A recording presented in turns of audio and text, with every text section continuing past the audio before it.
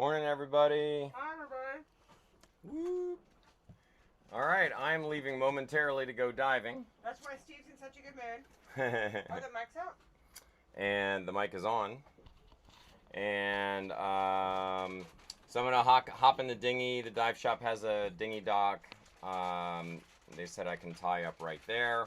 So that'll be convenient. All my gear is ready to go. I'm going to hop in the boat momentarily and take off, and then I'll be back around like 12 or 1. Megan's going to do some projects and crafting today.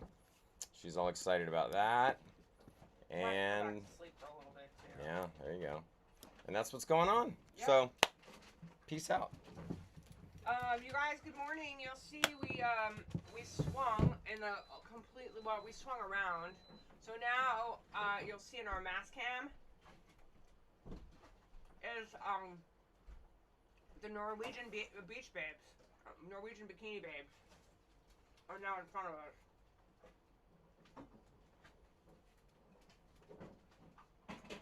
Where we were next to them before, so a little bit weird. Kind of makes me nervous how we swung, because Steve definitely seems to think that we are wrapped around a bomby now. Are you ready, Steve? Are you leaving right now? Loading the dinghy. All right, let me get you your pizza. Pizza first.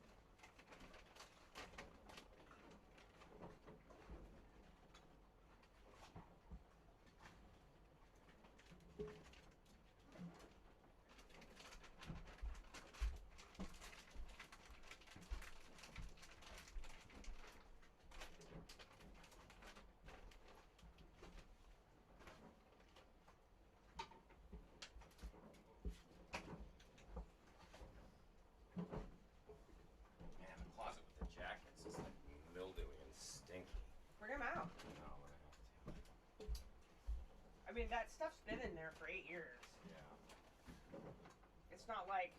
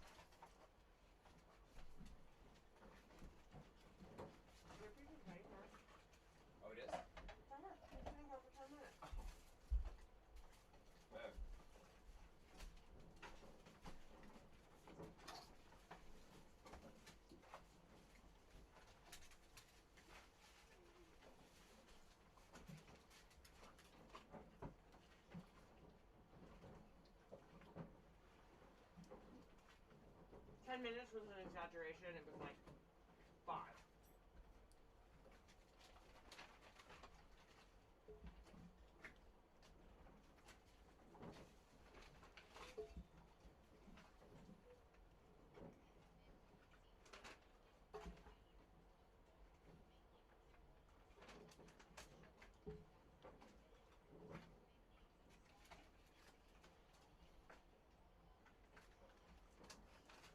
I originally really wanted to take you because I wanted to go to that like little boutique that's behind the dive shop.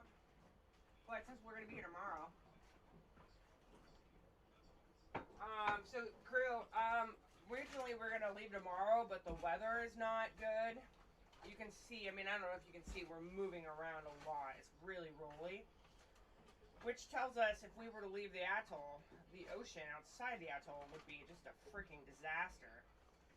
So we are gonna probably stay till Friday now, just for the sake of the weather is telling us we need to stay till Friday.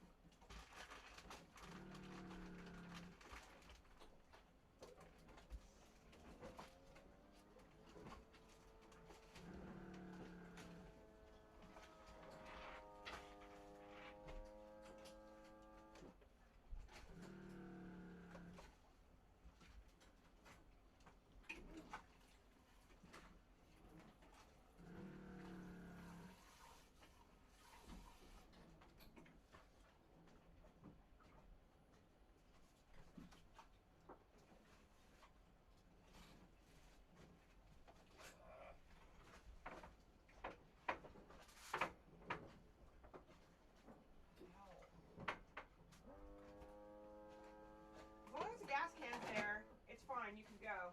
Yeah.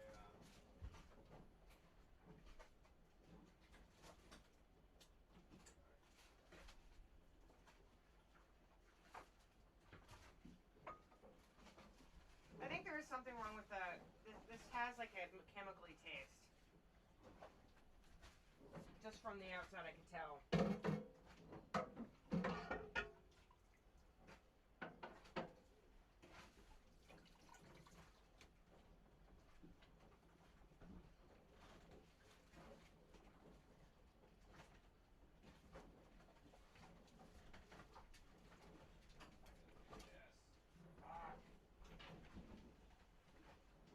That's the reason I didn't want to go with you this morning.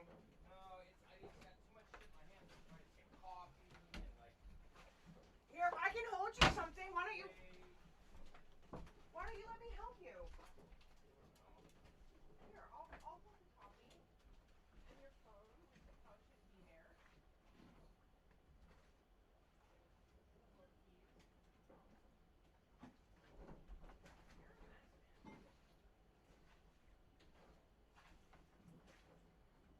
man.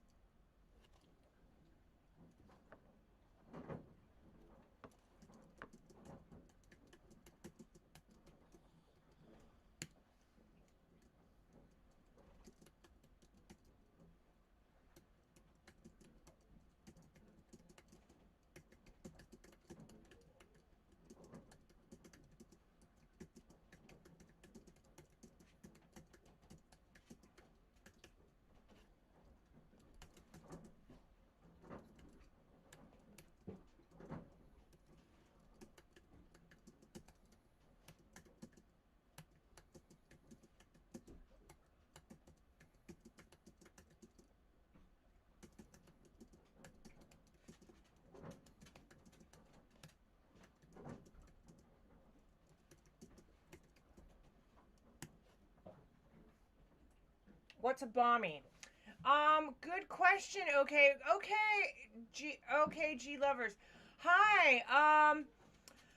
Welcome. I haven't seen you before, but welcome to some Sailing Sim Tuesday. A bommie. A bommie is a large coral head that has broken the surface of the water.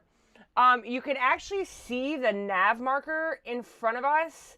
Actually, I think the mast or the Genoa sail is blocking the nav marker, but it's there. It's actually they're Norwegian bikini babes. You can see them in the NAS cam. If you go a little bit to the other side, you'll see there's a big nav marker. So in the atolls where we are in the Tuamotus, there's bommies everywhere. Bommies are large coral formations that have formed in the water on top of the sand, and they start growing big enough that if you hit them, they will damage the boat. And even worse, you don't want to. The Tuamotus is a protected biosphere, and you don't want to disrupt the corals. So that's one of the biggest problems with being in the Tuamotus. It's extremely beautiful. There's lots of marine life, but there's these big bommies everywhere. And if you watch us under passage in the Tuamotus, if you watch us on Friday, when we're underway through the atolls, I'm actually standing on the bow spotting them. We also have radar satellite charts that can spot them. The satellite imaging is so advanced these days. I mean, Steve and I were talking about how back in the day they didn't have that, and you just had to, hopefully you didn't hit them.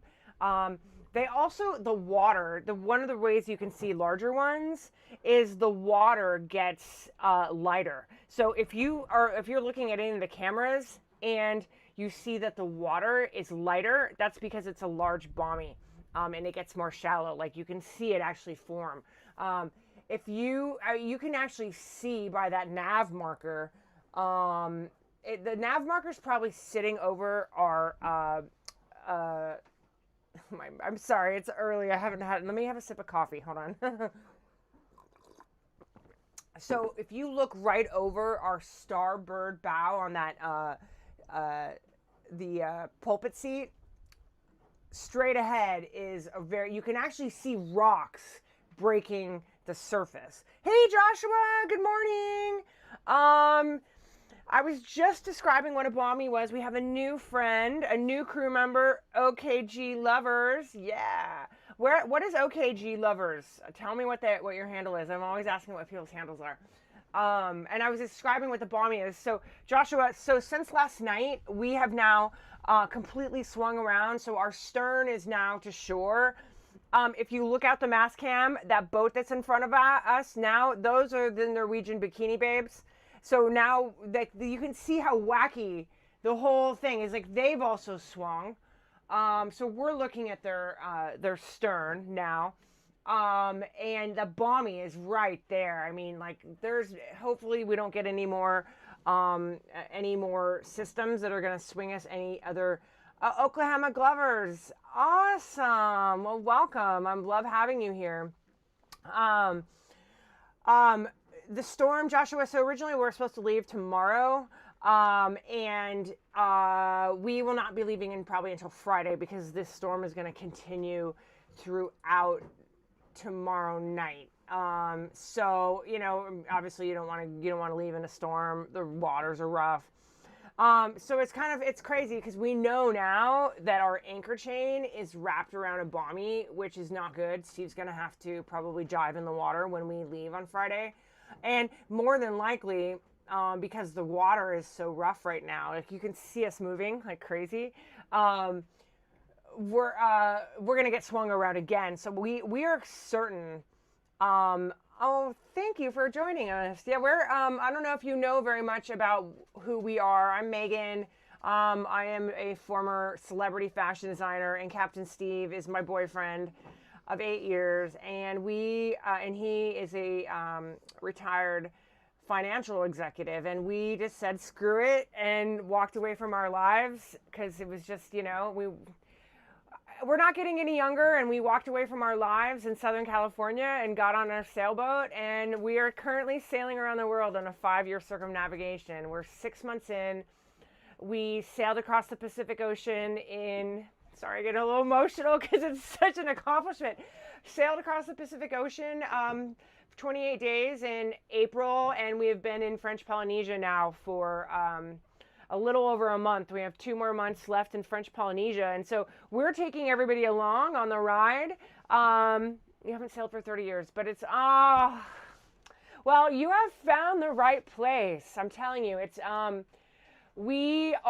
Steve's been sailing for over 20 years. I just started to learn how to sail when I met him. I learned how to sail on this boat. I went to Captain Steve Sailing. That's what I call it, Captain Steve Sailing School. And it also spoke to me, and it spoke to my soul. Like, I thought I was going to be a fashion designer for the rest of my life, and I still can't believe this is what I'm doing with my life. And it's so much more exciting. And I have a lot of spinal problems, so it was kind of like, and Steve's almost 60, I'm almost 50, and it was kind of like, you know what? If we don't do it now, we're never going to do it. And so we did it. We walked away, and it took us, we planned the circumnavigation in 2022, and we set a target date of September 2025, and we obviously missed it, but there was a lot of preparation of moving out of our house. We bought a house in Nevada, moved everything there, our Manhattan Beach house, we're renting that. We became Nevada citizens. Oh God, let me have another drink of coffee. Every time I try to work my brain. Hold on. We became, I guess citizens of Nevada, like, residents of Nevada. Just alone on this boat were $9,000 a year. It was just absurd. So we became residents of Nevada just so we could stop paying. Thank you. Yes, residents. We became residents of Nevada just so that we didn't have to, because if we would have left California and still been residents, we would still have to pay that property tax every year. The luxury of you guys know, it's property taxes and state taxes are ridiculous. California is the most ridiculous. So we became Nevada residents, bought a house there, moved all of our stuff to it. It's an Airbnb. If you're ever in Nevada near Las Vegas and you want to come and stay at our house, it's an Airbnb. It's great. It's called Some Tuesday Ranch.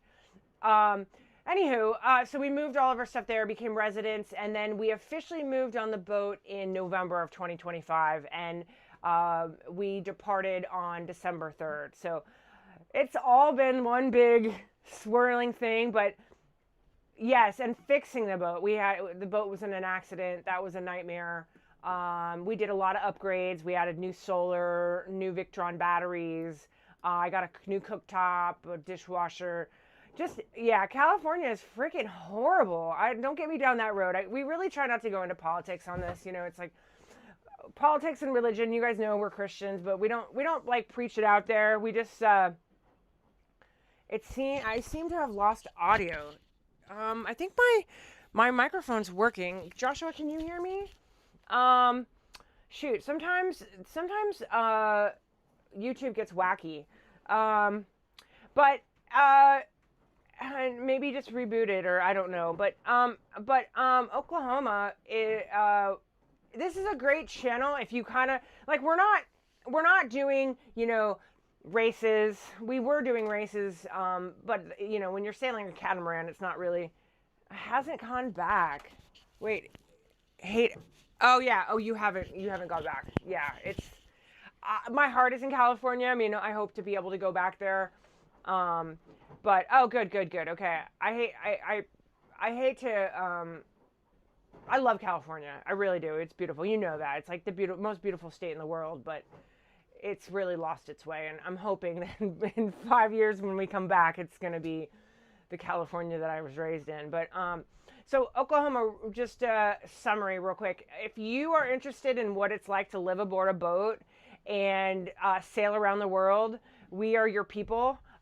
Captain Steve, Josh, I don't know if you heard, but Captain Steve went to go for a dive this morning, so it's just me this morning. He'll be back around lunchtime, and he'll be back around lunchtime. I'm probably going to go back to sleep for a little bit, just because it was so like this all night that we didn't sleep very well.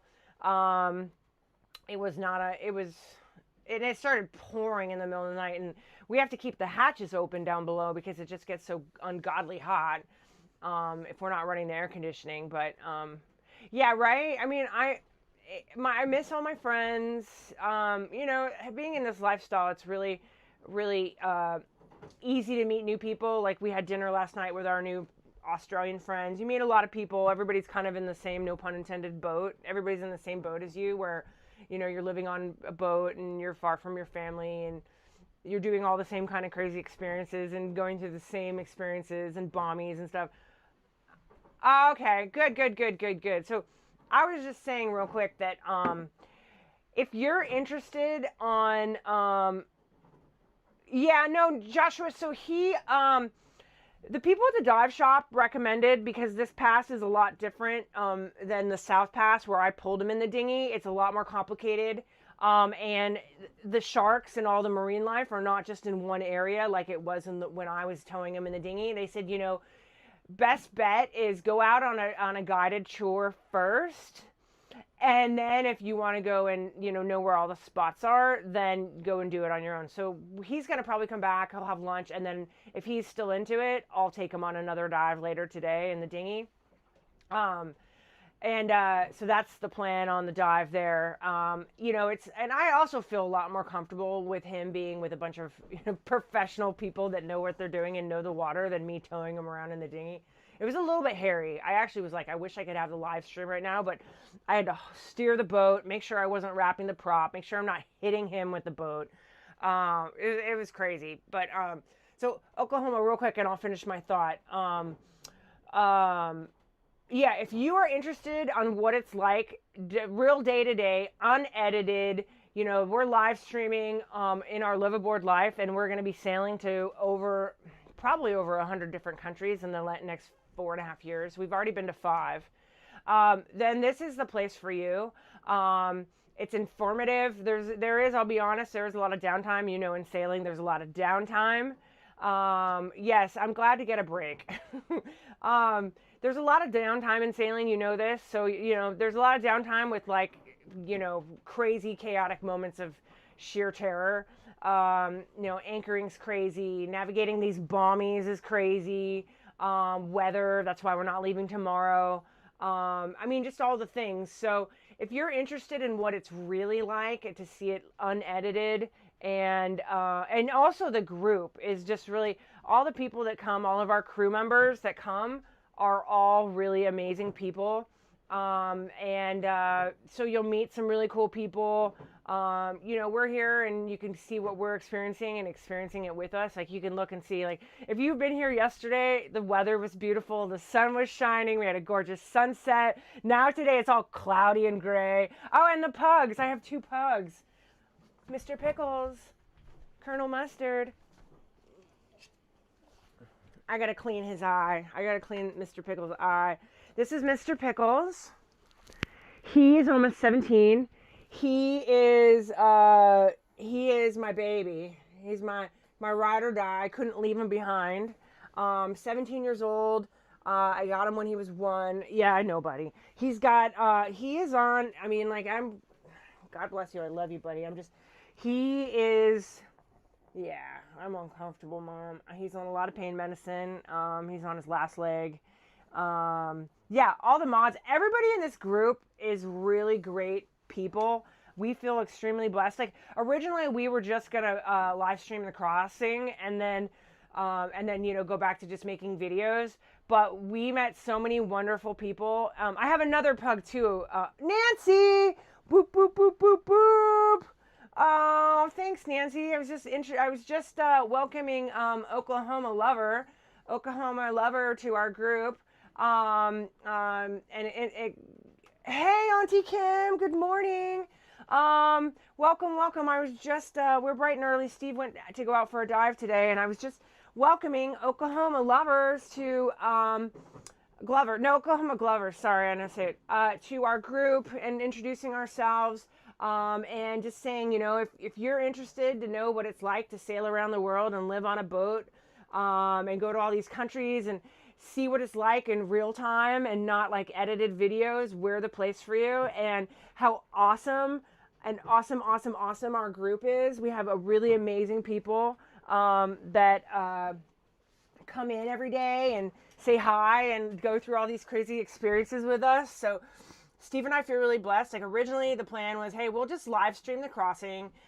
But we met so many wonderful people, and there's just so many people that were like, this is fun, that we're like, screw it. What, we're open, honest, transparent people. Like, let's just continue it and see where it goes. And, if we're not having a good day, we'll just turn the mics off. You guys can enjoy the beautiful view or whatever. We're normal human beings. We're not, actors or anything. We're just, so real quick, Nancy and Auntie Kim. So we had a big storm last night, and the boat is completely swung around.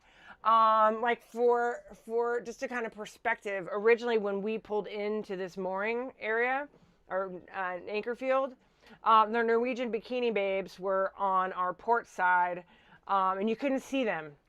Now you can see them in our mast cam. They're that boat so it's like crazy how we all like just swung around.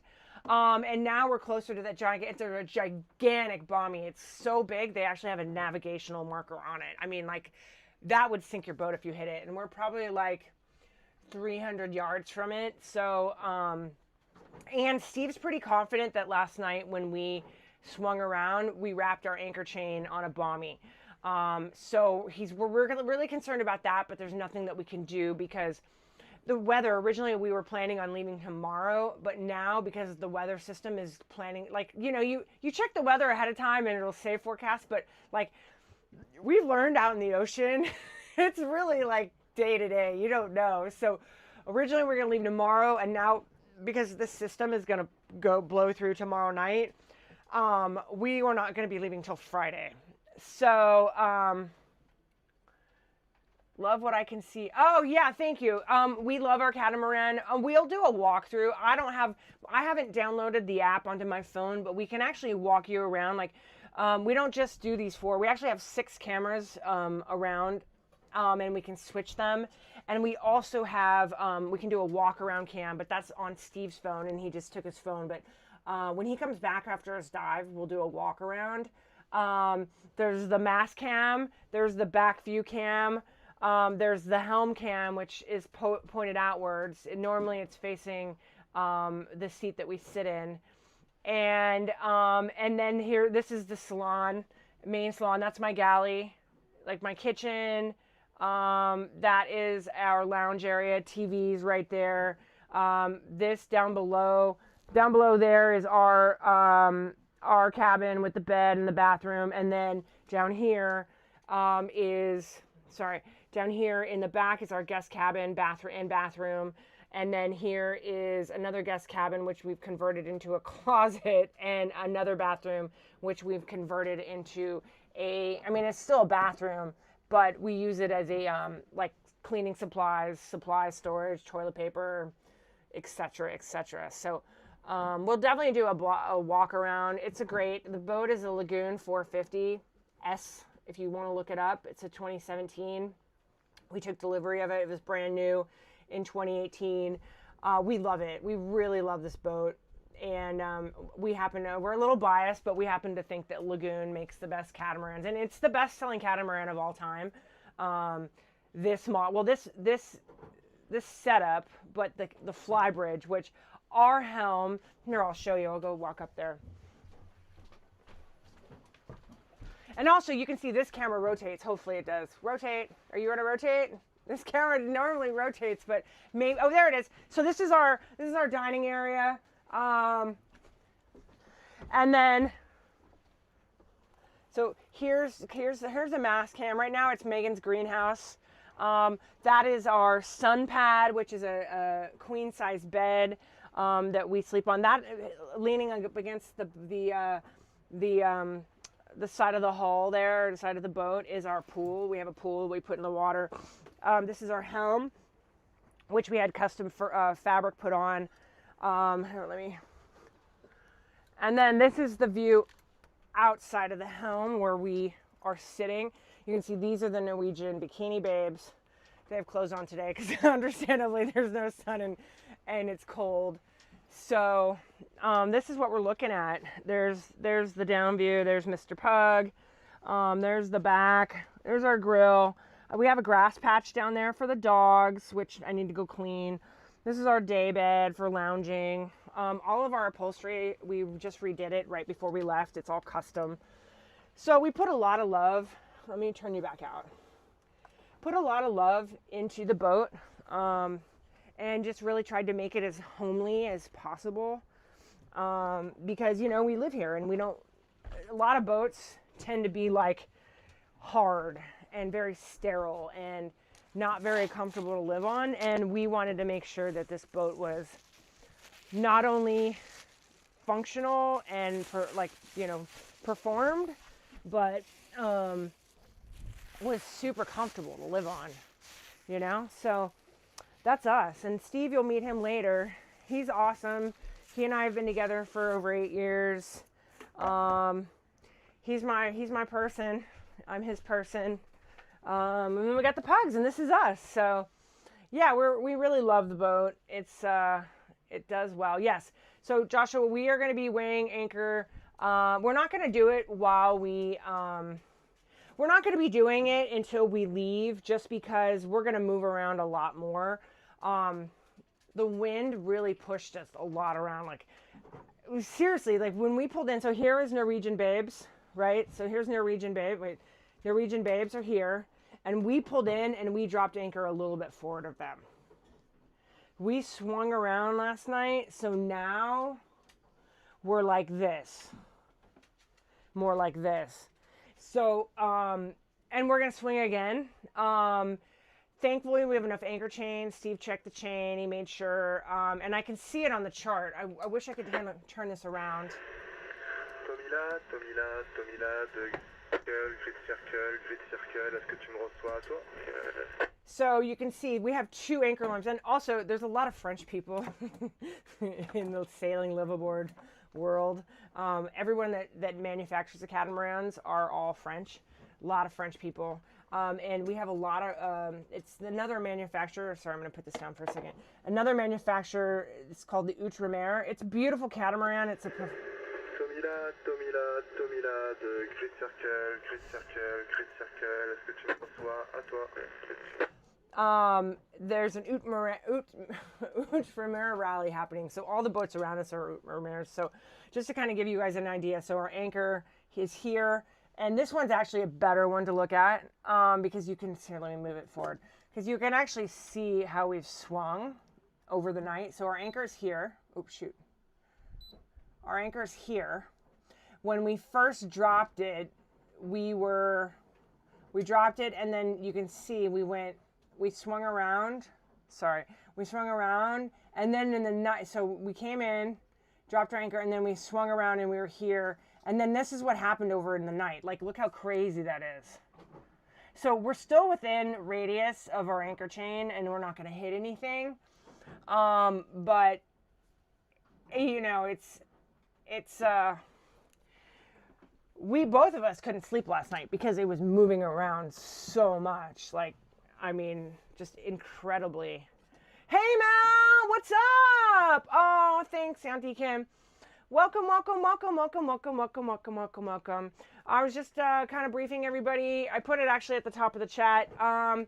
We got up early, bright and early this morning. We had a storm last night. It's supposed to be pretty, not calm, but no more rain today. It'll start raining again tonight. Originally, we were going to leave and go to another atoll tomorrow. We're not going to be doing that because there's going to be another weather system coming through. So we will be leaving here on Friday. We moved around so much last night that we've now wrapped our anchor chain around I don't know how many bommies. So we'll deal with that on Friday when we leave, just because there's no point in dealing with it now. The water's very rough. It would be very uncomfortable for Steve to jump in. And if we go in and wrap something, it might get wrapped up again. So the best thing right now is just to lay low. Steve's out diving right now. He went on a professionally guided tour, which I'm fine with that. I mean, when I was pulling him around the dinghy, I find myself like I'm okay to do it.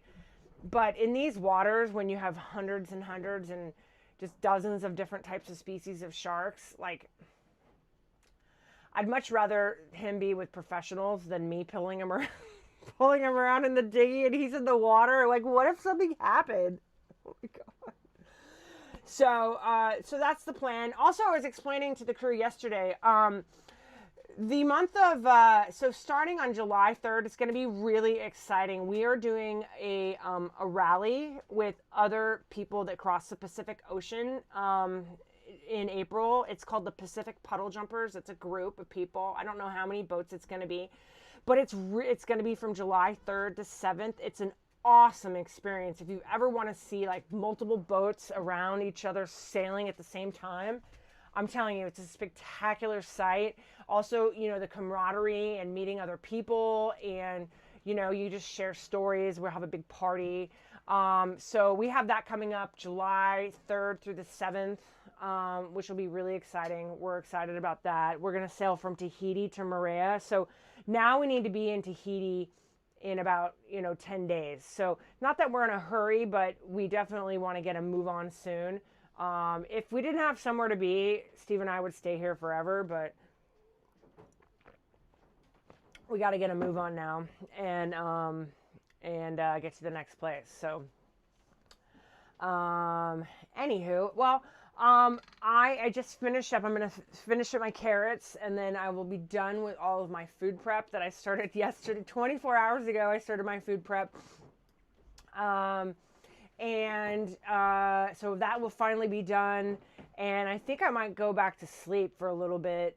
So it's going to be a quiet morning, hopefully. Every time I say it's going to be a quiet morning, it's something like happens.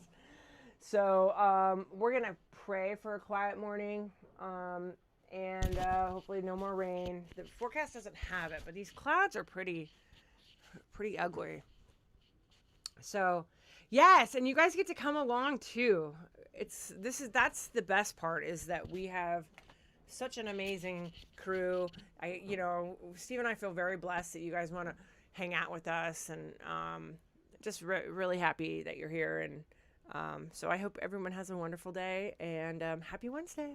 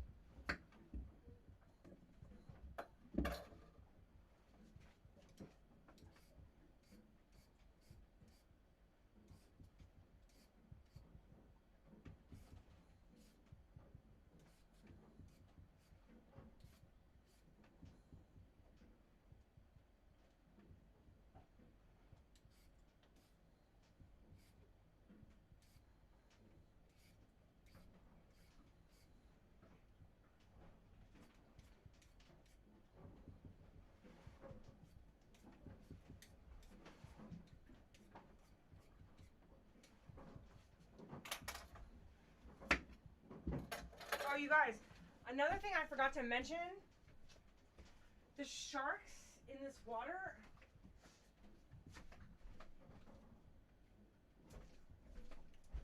guys, another thing I forgot to mention, the sharks in this water are insane. So where we were, at least where we're anchored now, where we were anchored last night, or the last couple days since Thursday, it was pretty shallow, and there were a lot of boats, which makes sense why there's not a lot of sharks over there. You know, it's like they're the sharks that feed on the bottom of the boat. We love those, the leopard sharks. But the big uns, oh my gosh. So last night we had our dinner with our Australian friends, and I'm sitting down below getting ready, and I heard bam, bam, bam. And oh, you have weather moving in here too in about a couple of, I love the sun. Actually, I do like it. The one thing I do like about this is it makes it cool. That's about the only thing I like. But other than that, I have to show you guys these videos of these sharks. They are, okay, look, so I heard this bam, bam, and it's like, Steve, I think the dinghy's hitting the boat on the starboard hull. And he's like, no, it's on the port side. I was like, Steve, please go check it. Please go check it. And thankfully, he brought his phone. There were gigantic 8 and 10 foot sharks feeding, and they were banging on the boat. It was the craziest thing you've ever seen. Like, those are fish literally jumping out of the water because there was like 15 gigantic gray sharks just feeding right on the side of the boat. And it was so aggressive that they were banging on the boat. Wild. And so we have these gigantic sharks, like just gigantic sharks behind the boat. I mean, I haven't ever seen a shark like that. I mean, the only time I've ever seen a shark that big is behind glass. But they're big. Let me get a good. They're big, and actually, you know, Steve loves putting his feet in the water off the back of the boat. We call it Captain Steve's Aquarium. He's like, I'm not putting my feet in. Like, for him to say that, I'm not going to put my feet in the water, you know. I'm trying to get a shadow of one of these big uns. I mean, they not messing around. Not messing around.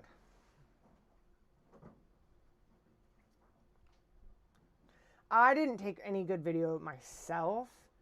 All right, wait, hold on. Yeah, they were, I mean, when I say big, the pictures don't even do it. Here, wait, here, hold on.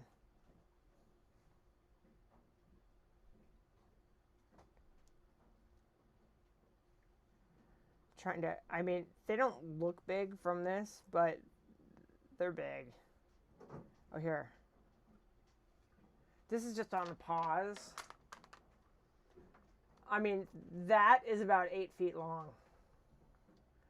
And it's blurry because it's underwater, and I'm moving, and it's moving, the boat's moving.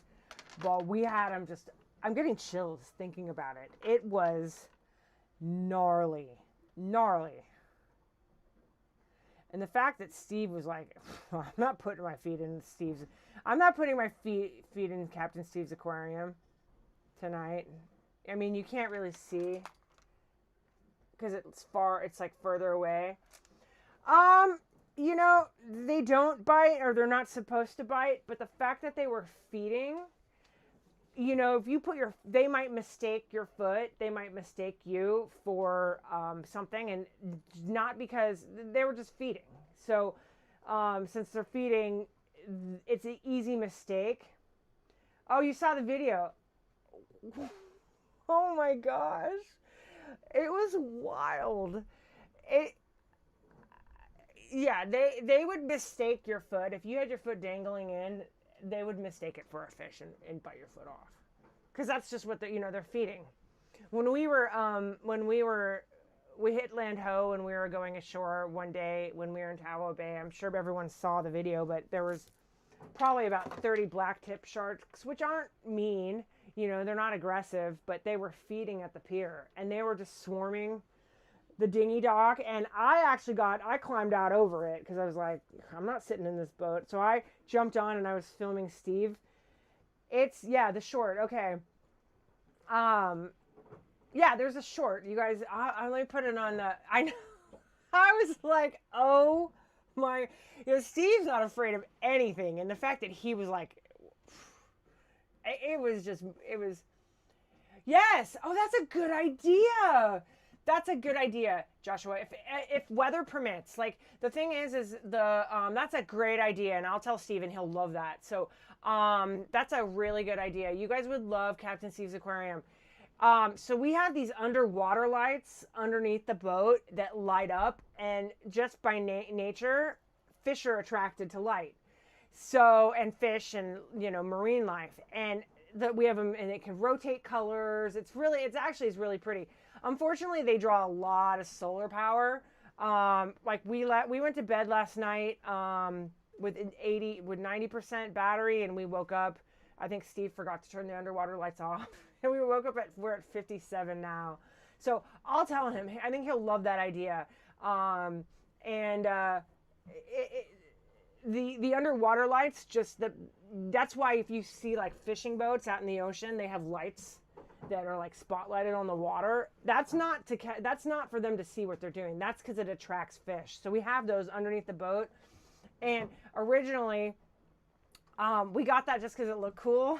Steve saw another catamaran one time and it had this underwater light show, and Steve's like, I want that. So we have the up sputter lights, the down sputter lights. So from a distance, the boat looks like a big party machine. We don't normally just turn them on. We don't leave them on all the time. But, if it's an occasion or whatever, we'll turn them on. But Steve and I, one of our favorite things to do is to turn the underwater lights on and go and sit on the back step and just watch whatever rolls by. And we've seen so many crazy things just roll by. But last night was like, normally Steve's got his feet in the water, he's chilling. Steve was like sitting there, not putting any feet in the water. It was awesome. It was really cool. I mean, it scared the crap out of me because like I'm afraid to get in the dinghy, and the water's like, normally if it's calm, here's boat, here's dinghy, you can step right in. But like when it's not calm, it's like one of those TV shows in the 80s where you would do those crazy obstacle courses. So anywho, I'm glad that you guys saw that. All right. I'm going to jump back on. My carrots are starting to turn black, so I need to finish them and put them in the fridge.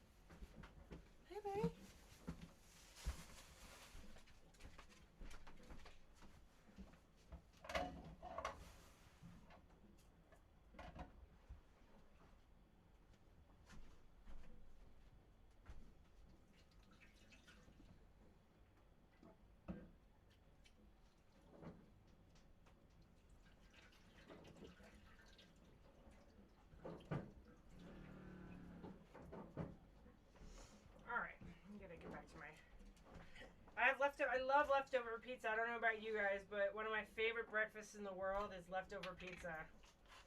So, I have a couple of slices of...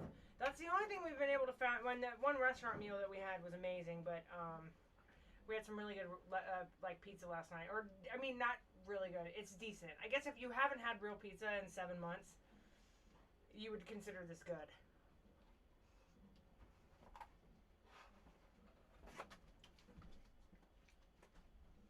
And I don't eat cheese anyway, so it's just pretty much bread with marinara sauce, which I don't mind.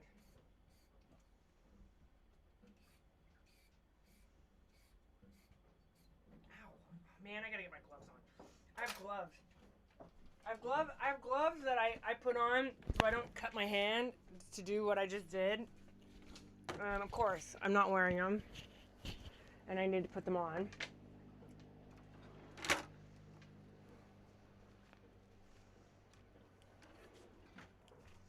I can't remember, so if I peel with, yeah.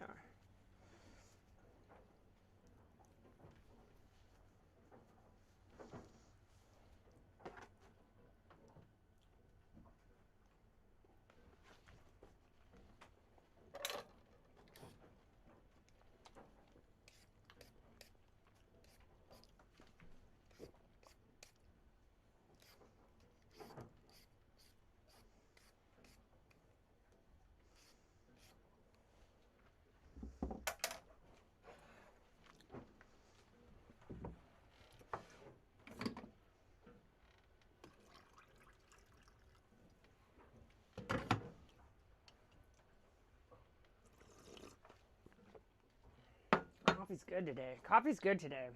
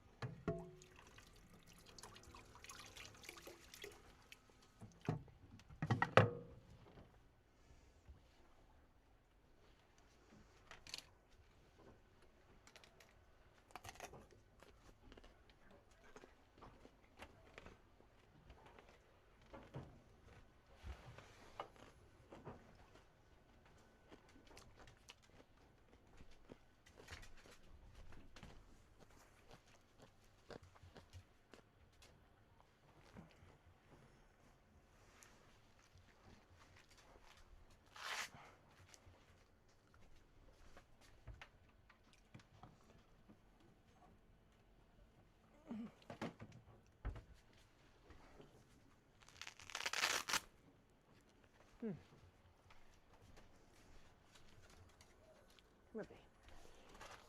Ooh.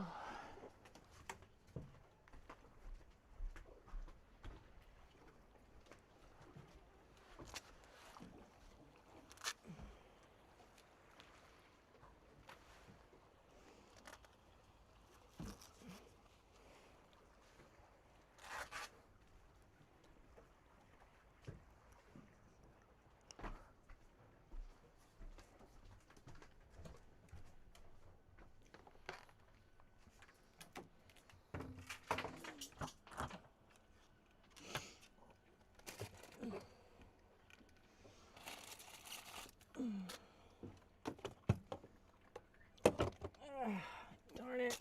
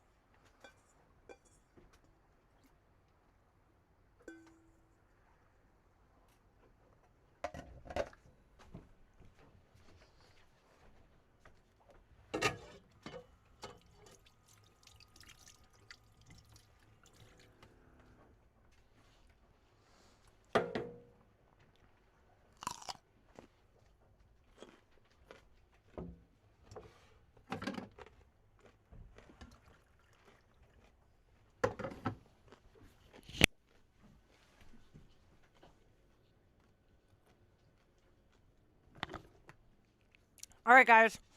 I'm going to go sit in the back there, rest, check my email. I will check back in with you guys.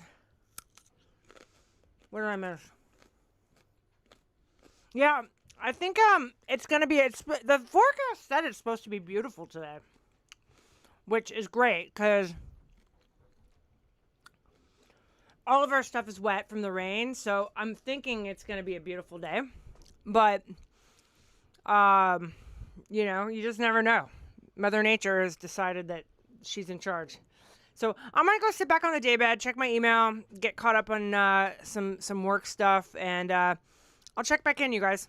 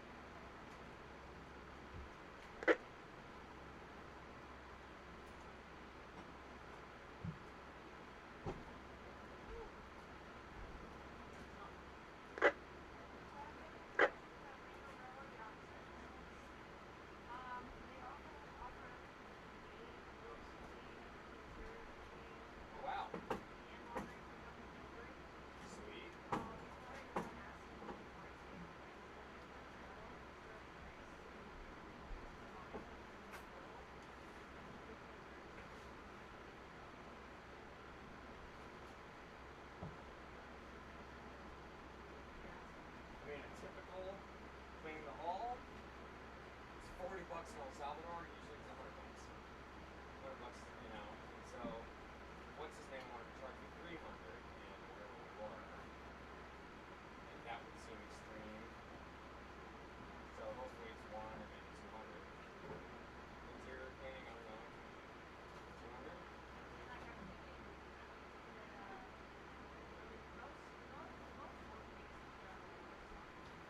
I did. Let's see, babe.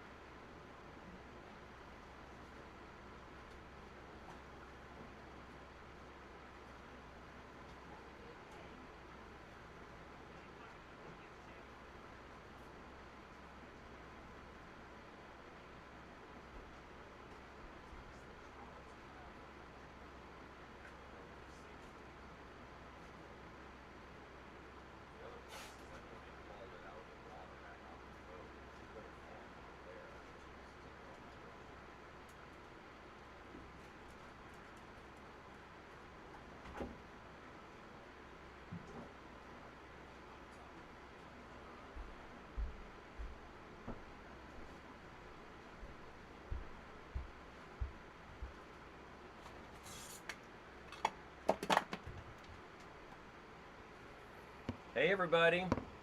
So I'm back from diving. It was absolutely incredible. Just incredible. It really was. Sharks everywhere. We saw a big eagle ray that swam by. I got good footage of him. A couple little nudibranchs, little tiny things. I got good footage of that. Sharks and sharks and sharks and more sharks. That was the thing. And just the fish. I mean, you almost forget about the fish. So many, just huge schools of just bazillions of fish. I got good footage, and I'll put it all together and share it. But you know, it was certainly pretty awesome. It was worth doing. You know, going with the dive shop instead of trying to do it ourselves was great because it's a big, huge area, and you know the dive guide knows right where to go, and they have a whole system to get. It's a drift dive. At one point, the current was ripping, just absolutely ripping. I mean, we were flying, and all you got to do is just float there, and it just carries you along in the current. But then, of course, the question is, where does the boat pick you up? So, unlike when I dove when Meghan was driving, and I held a tethered to the dinghy, this you dive in, you go, you just drift with the current. You barely have to swim at all. And then when we're ready to be picked up, the dive guide deploys what's called an SMB, or a surface marker buoy, which is a big, like 5 foot long, bright orange inflatable thing. He inflates it underwater, sends it to the surface, and then the boat starts looking for us. And then we all surface together. The boat comes and picks us up. It's a good system, you know, and they've done it 1,000 times, so they've got it down. It was definitely worth it to go diving with them. Nice and relaxing. The only downside is, you know, you're diving in a group of like 8 divers. But it wasn't bad. Good news is every diver that was there was competent and a good diver. When you get stuck in a group sometimes and you get someone who doesn't know what they're doing and is, you know, freaking out or can't descend or, you know, can't keep water out of their mask or whatever, it drags the whole group down. So this was good. Every diver was quite competent. So great stuff. Really good overall. So I'll have footage of it to share eventually.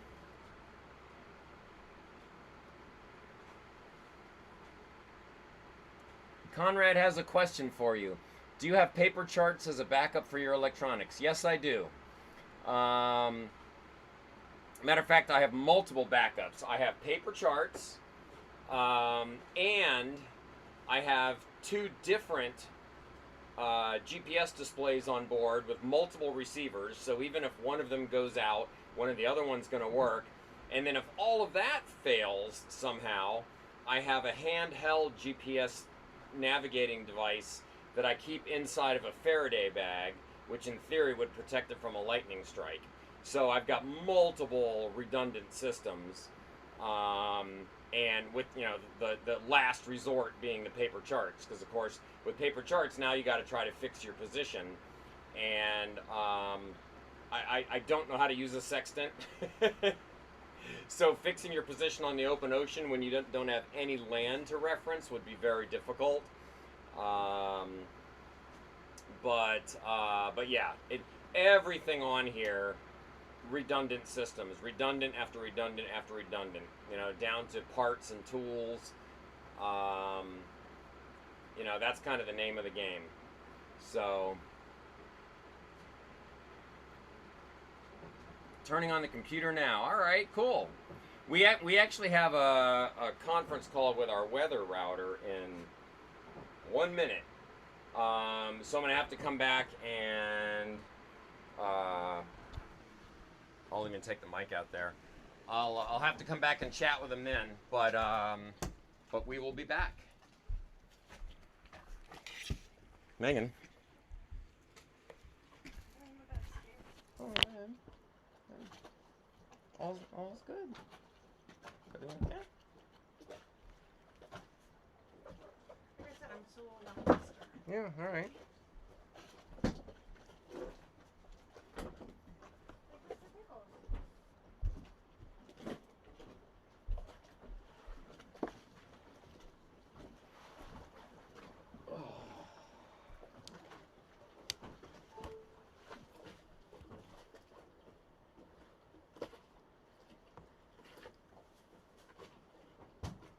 Well, that smells good, Steve.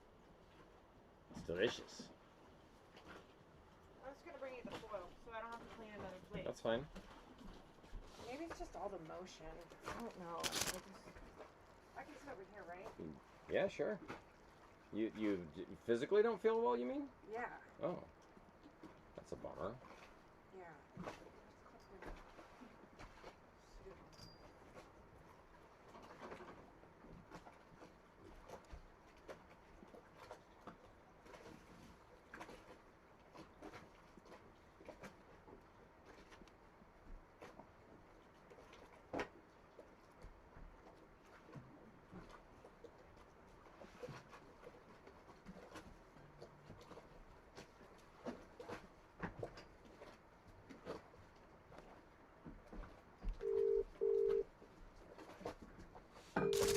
Ooh, almost dropped it. Oh, it's done with that.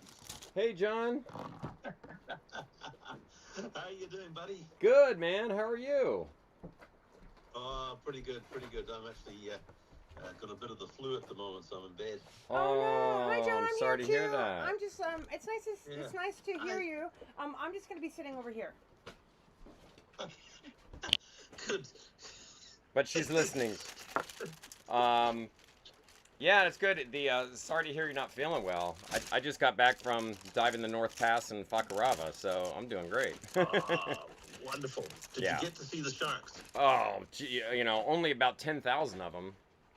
Okay, so it was a quiet day then. Yeah, exactly. It was incredible, man. There was a couple times where you just grab onto a piece of coral and just sit there and watch the shark parade go by. It's amazing. Yeah.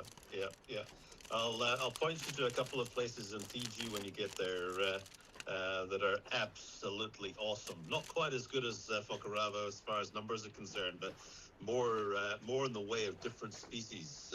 There's one at a little place called Namina, which is basically the top of the Coral Sea, and it's called Save-A-Tack Passage. You can go instead of going around the end of the reef, you can go through from one side to the other, and on the western side of the pass, you go down, you hide behind a rock which is right on the edge of the drop-off. You're in about 50 to 60 feet, and you've got everything happening. We sat down there for as long as we were able to. Wow. On one occasion, and I watched huge gropers feeding off the top of the rise. Yep. Balls of bait fish that the sharks were running through, and any number of different things happening. We had manta rays coming up the face of the reef in front of us, and then just swooping around in a great big barrel roll and back down Wow. the reef again. Incredible. I love it. We had a big eagle ray this morning, but no mantas. Okay. But yeah, I love those dives where you can just sit still and watch the world go by. It's great. Oh, we had, after 10 or 15 minutes, we had the sharks coming within, sort of almost petting distance of us. Yeah. Yep. Yeah, I had dozens of them probably within 3 feet of me today. It was awesome. You sound like you're buzzing, Steve. Yeah, a little bit. Absolutely brilliant. Absolutely brilliant. It was nice. Yeah. So anyway, so we're off to Apataki next, a couple days there, and then Rangiroa, and our goal is, it's only June 3rd, our goal is to be in Tahiti by like the middle of June, if not a little earlier. Yep. So. And then on to And then then on to the societies from there. yeah, so we'll hit Tahiti, Moorea, Bora Bora. There's another one in there I'm not thinking of. And then we have to leave Bora Bora by July 30th.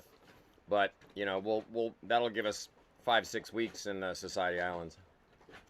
Yeah, true. Yep. Yep. Okay, so just a quick thing from what we're hearing. We're getting a lot of people saying, wish we'd spent more time in Marquesas and Tuamotus rather than the societies. The societies, they felt they were not welcome. Oh wow, really? Yeah. Not welcome. That's Not interesting. welcome. That's Yeah, interesting. So that's been, I've routed perhaps Is that just 8 or 10 boats out of there this year. And, cruisers in general are that's- feeling that way? Cruises in general seem to be. They're making life hard for you in places like particularly Bora Bora. So a lot of the boats are clearing out of Bora Bora and waiting for a weather window at Mapiti or Mapiha. Wow. You know what I heard? I heard from another friend. Maybe John. I don't know if you can hear me. But I heard from Yeah, another. yep, got you loud and clear. You can hear me? Mm-hmm. Yeah. I heard from Yeah. another fellow cruisers. It's because and I don't mean this to sound in a weird way, but they're annoyed by the French people, because a lot of the French people are super rude to the locals. Oh, really? Yeah, Interesting. our friends on Nyla said that to me. Huh. And that's what they were Okay, so talking to some locals, that it's the French people. All right. Yeah, the French treat the locals universally. You go right across as far as New Caledonia, for example, and you find that the French people, the natives there, hate the French as well, but they unfortunately associate cruisers with being French, regardless of what flag you're flying. Really? And yeah, well, the thing, it's not unrealistic. These guys come out of Nemea for the weekend and go down to places like the Isle of Pines, and they just chuck their rubbish straight over the side, and it washes up on the shore, and the locals have got to clean up after Oh, them. yuck. So yeah. Yeah. Well, and odd. I mean, they're odd. They're right with the odds. You know, our dive group this morning was French and Germans. I was the only American. Right. So. I mean, I think the only reason, we would probably stay here in the Tuamotus a little bit longer, but now we've committed to this Pacific puddle jump crossing. Leaving. That's July 3rd, though. That's a month away. Yeah, but we need to at least be in. Okay, so why do you want to do the puddle jump crossing? I don't know. Just to meet people. I don't know that our hearts are Okay. totally set on it, but, you know, they're going from Tahiti to Moorea on July 3rd through 6th, and it's a whole planned Oh, event. right. Okay, so that's the rendezvous. Yeah. Okay. Yeah. Yeah, it's like Okay, a there's rally. nothing- Mm-hmm. But then, Yeah, well, but last year they had 11 boats there. Oh, really? Okay. But then, what did he say? Last year they had 11 We boats. Yeah, but then We that's used to come up and when you said that to me, because then that means we'll be in Bora Bora and Moorea for 3 weeks. So if they're not very friendly, I mean, I would be inclined to say skip the puddle jump and just We could. stay here longer. We certainly could. There's nothing wrong with yeah, here. well, you could. Okay, so you're going to get the same information from, because it's an information fest. It's basically driving people down to New Zealand. So you're going to get the same information from me over the next couple of months anyway. Okay. Interesting. All right. Yeah. I mean, we're not. Matter of fact, I haven't even paid for it yet, so it would be easy to. Oh, you've got to pay for it? Crikey. I think so. It Yeah. used to be free. Yeah. No. Yeah. It's there's a registration, and then you get an email that you got to go pay something. I don't even know. I haven't even looked at it yet, but it would be easy to abandon it. Right. Okay.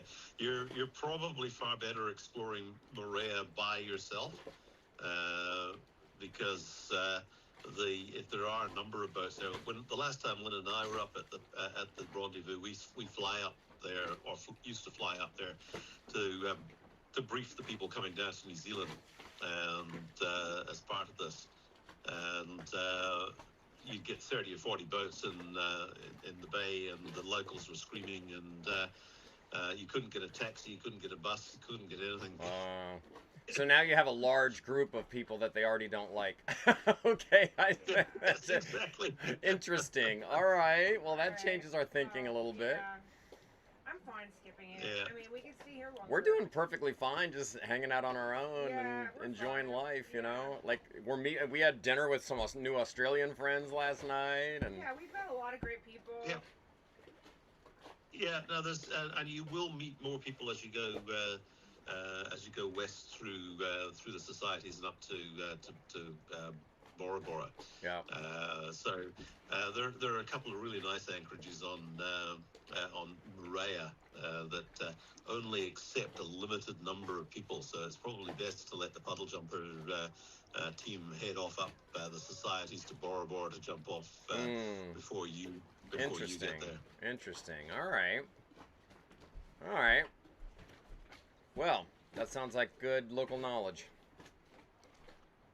Yeah, it's you want to probably steer away from the main centre. It's just going to Papaiti to Marina Tena for your provisioning and stocking up on your alcohol again, because I'm sure you're getting low on that. Yeah, I'm so mad at myself for not buying like 50 bottles of $8 rum. So okay. So take out a third mortgage before you go to the shops in Papaiti. Oh, I know. I mean, you know, a 750 liter of rum is $35 here. It's crazy, and I'm sure it's even worse there. Yeah. So try and get to some of the. Posse, I'm actually going to miss you. I'm going to be in Tonga at the Vava'u festival, or not festival, but the Vava'u event that Posse are putting on. Oh, okay. So on it's the 4th of July event. So you'll be way off that one. In Tonga? Yeah, Tonga. You won't get Yeah, there on it the seems 4th like of all of their events were behind their schedule, the Ocean Posse schedule. We missed the one at Nuka Hiva, so like the Ocean Posse is about 3 weeks ahead of us, it seems. Yeah, I guess that a lot of that's got to do with the boats coming out of Panama. Right.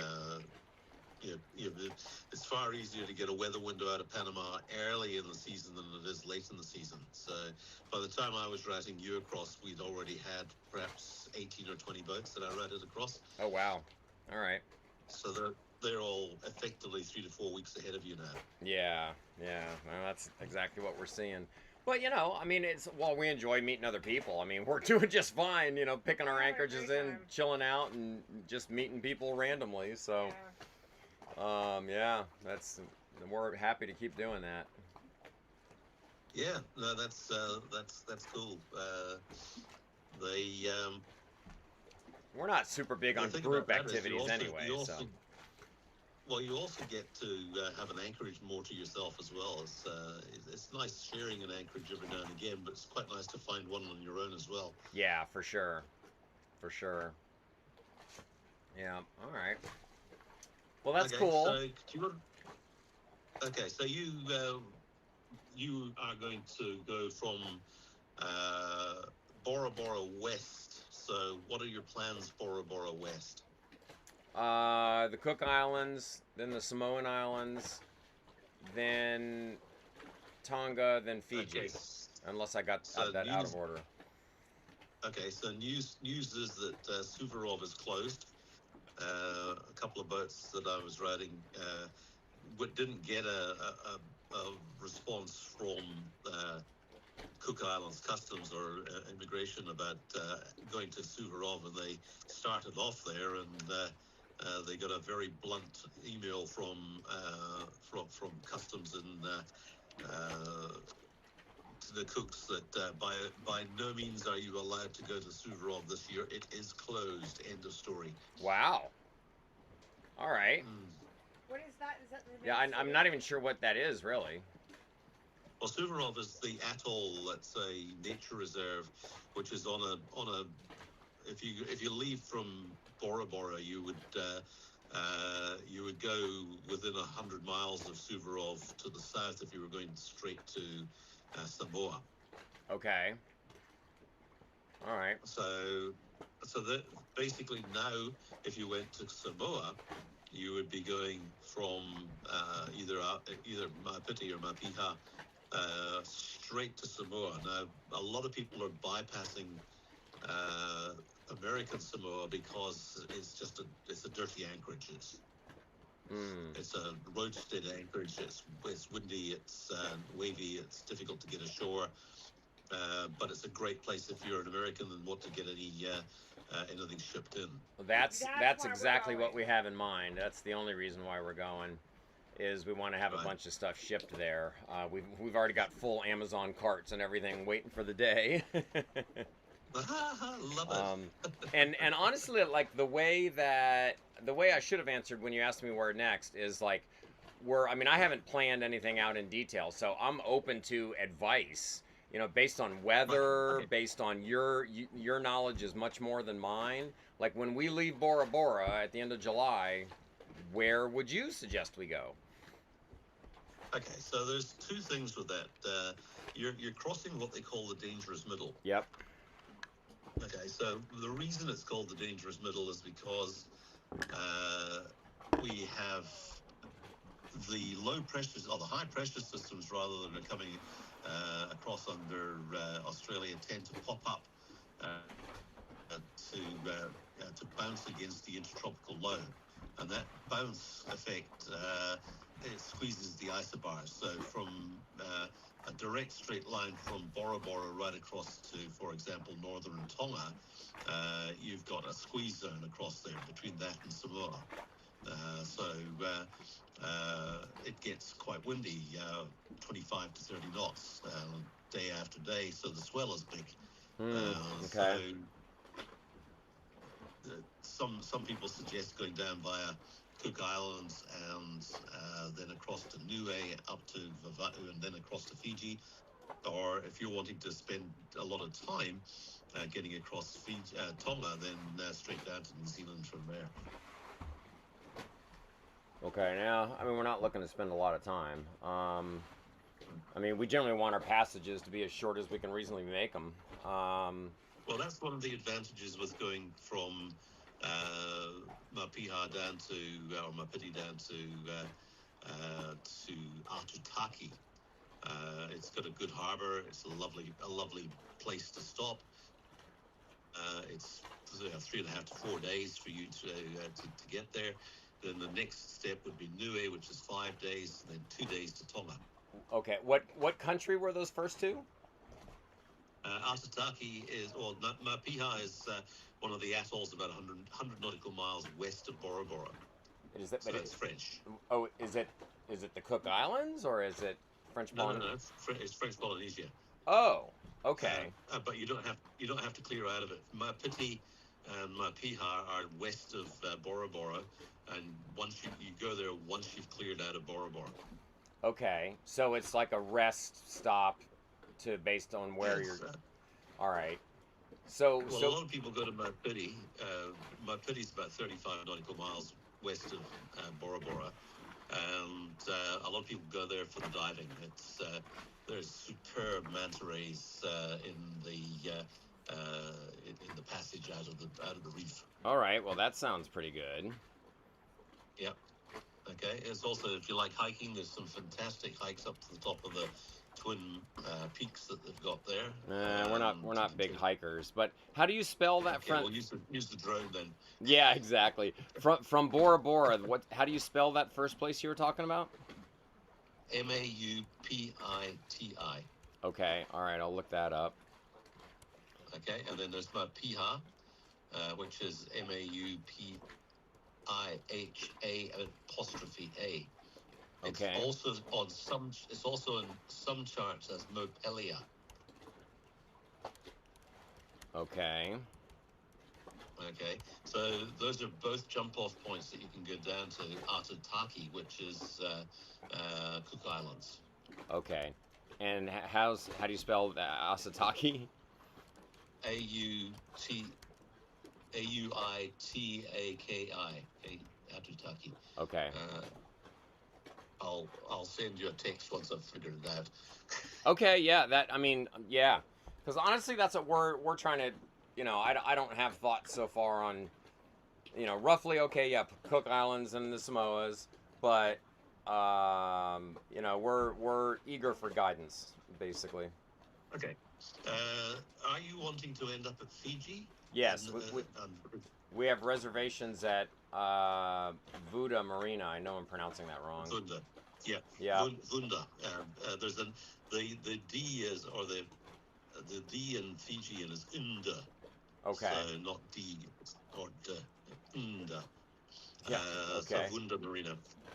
Now Vunda Marina would be the place other than Samoa that you would get your gear sent to. Oh, can you get stuff shipped there relatively easily as an American? Very, very, very easily. And that's good. What happens is that customs hold on to that at the airport until you arrive, and then they come down to the to Vunda to make sure it actually goes on the boat. Oh, they come with you? Yeah, they've got people at Vunda that handle that, but wow, you have to go along with your. And I assume there's duty on that. No, that's the whole reason for it.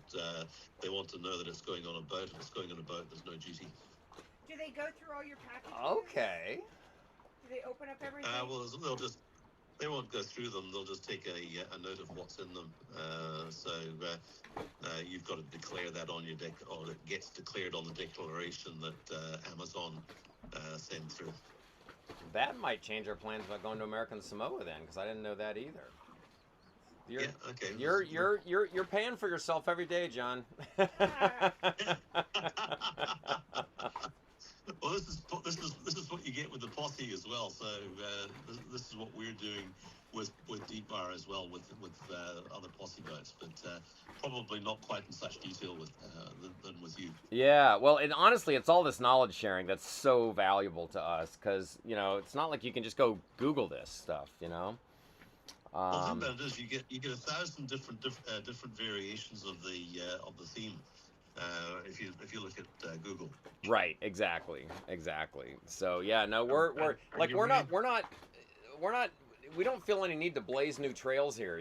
Like there's lots of people that have done this before that have good advice on where to go and what to do, and we're happy to follow that. So, but yeah, if it's easy to get stuff shipped to Fiji, like we weren't. Particularly, it's not like we were set on going to American Samoa for any reason other than that, and it's pretty far out of the way, in fact.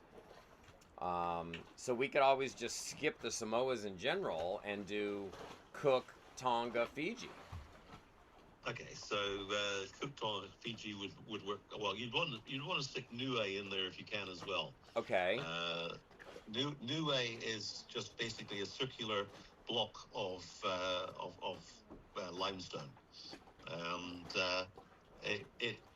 it absolutely drives people to raptures. They go there once and they love it, absolutely love it. Wow. And yet they look at all the charts. So the charts say there's no anchoring. Well, there's a mooring field. Oh. And they love it. They absolutely love it. Wow. How's that spelled? Niue. Okay. And in what country is that? It's actually administered by New Zealand, but it's a separate country. It's got its own flag. So what about the pets? Oh yeah, the dogs, or any difficulties with that? I would suggest that you probably wouldn't be allowed to take them ashore. No, we never take them ashore anyway. That's fine. Right, okay. And the same thing in Fiji. All right. I mean, even though French Polynesia made kind of a stink about it, they've since not said a word and just left us alone. So that's been. Well, I presume that you've got all the certificates and documentation for them. Anyway. We do. So as long as you've got all the vaccinations and everything and the paperwork, nobody's going to worry about it. Yeah. All right. Well, good. They were the veterinarian here in French Polynesia was a bit strident at first, and so we were worried what kind of government nonsense was going to be thrown at us. But It's turned out to be just fine. She just wants us to make an appointment once we get to Tahiti. So Check the dogs and make sure they're okay. yeah, exactly. That's Yeah.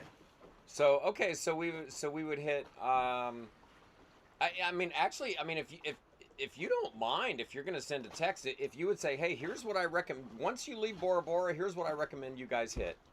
We would love that. Yep, I'll do that. I, Okay. I would love to just follow your guidance. You know, you haven't steered us wrong yet, my friend. No, and we've been sailing in the Southwest Pacific for the last 35 years, so it's our backyard. Yeah, well, there you go. There If you you go. ever need any Believe it or- tips believe on it- Catalina, we got you. Sorry, say again?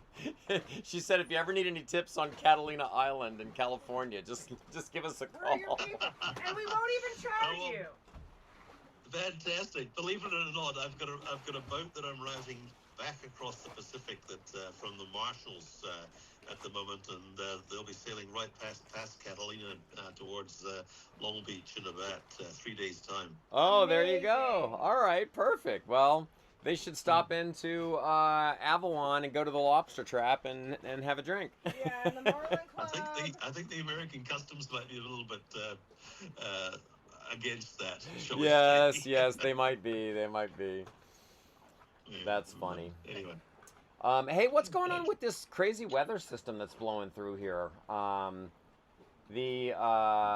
It's gotten windy and choppy in the anchorage, and the wind's coming out of the south. I actually had to move anchor because we were anchored so closely to the shore that if I'd let it swing me around stern to shore, I would have had my rudders torn off by a couple of You bombies. did that yesterday, didn't you? I did. Yeah, I saw you moving. Yep. Okay. Yeah, that was entirely because we had a great little spot, but it was very close to shore, and a southerly wind was going to put me onto Could the have pushed you on too onto close. the bombies. Yeah. So we came out here to deep water, but it's choppy, and the wind's out of the south, and it's just weird. Okay, interesting. That's not so good. Bear with me a second. I'll just have a quick look at it. All right.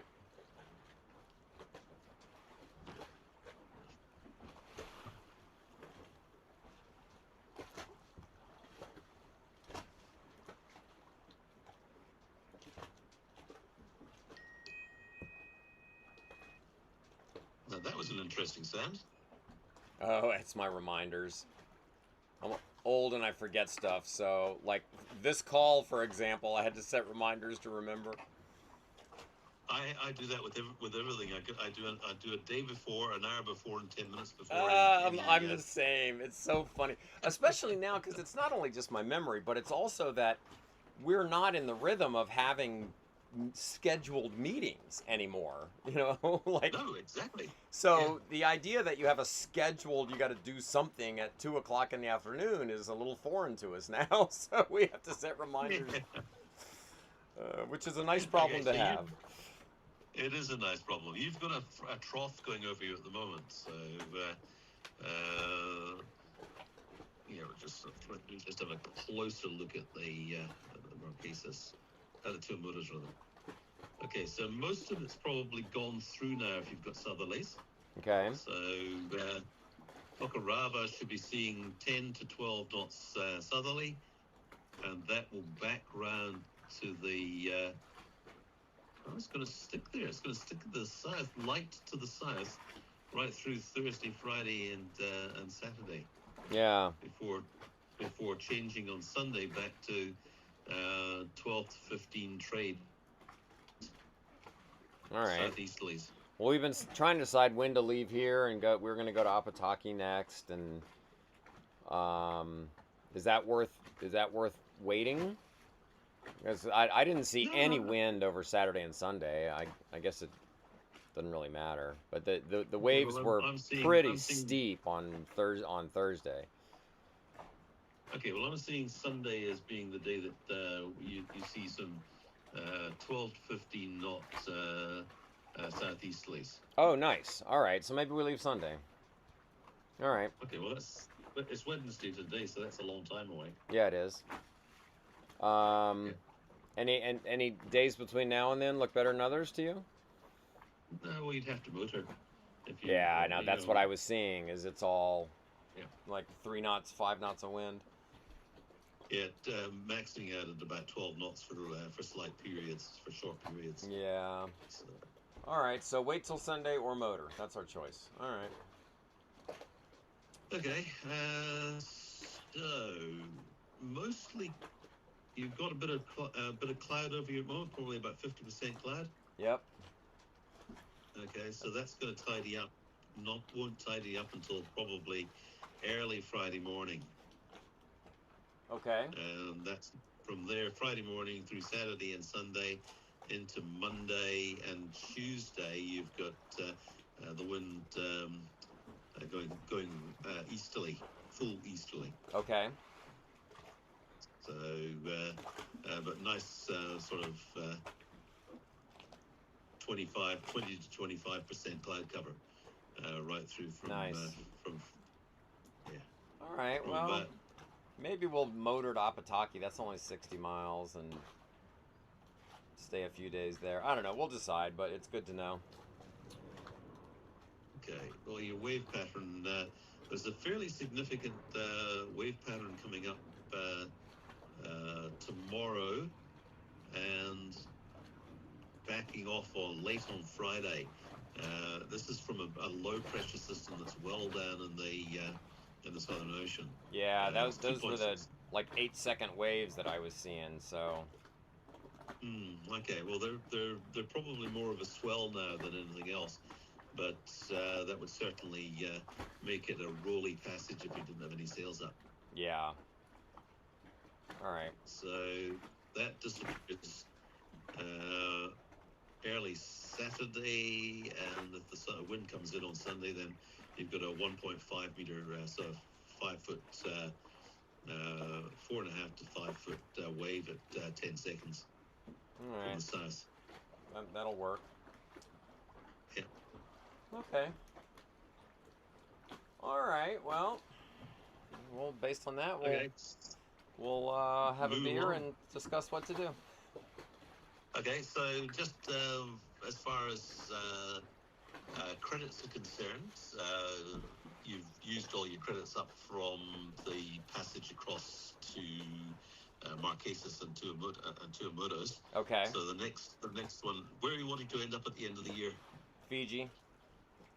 Fiji. You want to stay there over the cyclone season? Correct. Yeah, we have a reservation there from November to April. Okay, so it would be well worth your while talking with Vunda Marina. Jazz is probably the best person to see. Jacinta. We call her Jazz. She's basically marina manager there. Okay.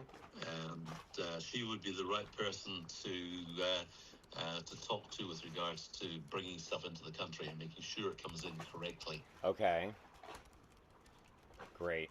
I'll put that in the text as well. Oh, perfect. Okay. Yeah, I think I talked to her by email too when I was making the reservation. good. So. Yeah, no, she is one really switched on lady. Okay. Good. Well, that's Okay, good. I mean, shoot, knowing that we can ship stuff into Fiji, I mean Yeah. that's nice because we weren't all set on the Samoas anyway, and we could take a more leisurely pace if we're not going to go there. So I like that. And I Well, like it also takes an. Sorry, I talked over the top of you. No, go ahead. I'm talking out loud. Thinking out loud. I love it. Thinking Okay, out so loud. yeah. Okay, so the other thing with Samoa is it takes out so much of the good cruising that you would otherwise want to see, and it means getting down from Samoa to either Tonga or Fiji needs a good weather window. Oh, okay. Yeah. All right, well, good. And consider that done. No more Samoas. We literally had Samoas, one okay. reason for going there, so now we can just skip Okay, it. well, let's not skip it absolutely right away. Let's get Jacinda or Jazz to just give you the lowdown on bringing stuff in and make sure there's no hooks that you need to watch out for, and if they can be mitigated. Okay. Yeah, that sounds like a good idea. Things change, quite regularly up on the islands. What was right last year might not be right this year. Yeah, no, we've definitely experienced some of that. Things change. Yes. Yeah, like the dogs. Everybody was like, "Oh yeah, if you're not gonna take them ashore, you're good to go." And that turned out to be, now we've got this new veterinarian that is quite full of herself. So, things change. Well, there you go. But yeah, I'll email Jazz, and then if you want to give me recommendations. So what should I do about the credits? Because we want to Okay, so keep using you. we'll just your next sort of block is the the west, so it's called the South Pacific region block of I think it's 75 credits, 750. Oh, $750? Yeah. Oh, ouch. Okay. That's All what right. you had the last time. No, I Look know. at my I actually thought I might need to buy some additional credits along the way, but I thought that was going to cover me for the year. Okay, well you can buy credits and blocks if you want to. That's also possible. You can get 30, 40, and 50 credits, but you're going to use on the number of stops that you've got and the amount of departure planning you're going to have. You're definitely going to use 50 a block of 50 between here and Fiji. Okay. And that doesn't include any local knowledge sort of stylings. Yeah. Okay. All right. Okay. Fair enough. So will that 750 get me to Fiji? Yeah, it'll get you to Fiji with all the local knowledge you can chew. Okay. All right. Sounds good. We'll do that. Okay, so when we get to places like Tonga, for example, we'll talk about going down to the Hapai for a group, which is the middle group of Tonga, and some of the best places to cruise around there. Okay. Terrific. Essentially, conversations like this are all part of it as well. Okay. Terrific. All right. Sounds good. I'll get Lynn to send anything you else, that, Megan? Through. Okay. Yeah, shoot that over, and we'll sign up for that block that you recommended, and yeah, I guess we're all good. Thank you for everything. We get a lot of good information from you, so we appreciate that. No worries at all. I look forward to it. Okay, right. Enjoy the rest of it. If you want just to touch base on the weekend and just or Thursday or whenever, Friday, before you leave for the next place, then we'll just take a quick look at the weather on that as well. Sounds good. Yeah, I'll plan to do that. Cool. All right, John. Thank you. Thank you, my man. Thanks, Steve. Thanks, Megan. Take it easy. Bye. All right, bye-bye. And you guys enjoy.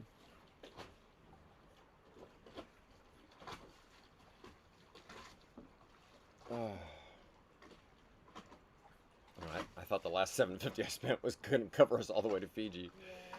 Oh well, certainly worth it.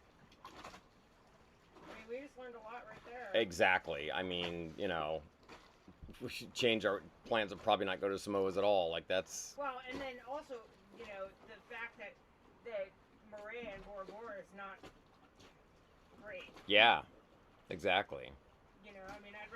I'd rather go to another Rotoava type spot where it's calm and beautiful and we have a place to ourselves. I would like calm and beautiful. I mean, is that about me? Yeah. Am I not calm? I've been nice. I've been super nice. You're so funny. I'm doing my best. I'm trying to call you beautiful, babe. Okay. Soak it up. Okay, alright, I'll take it.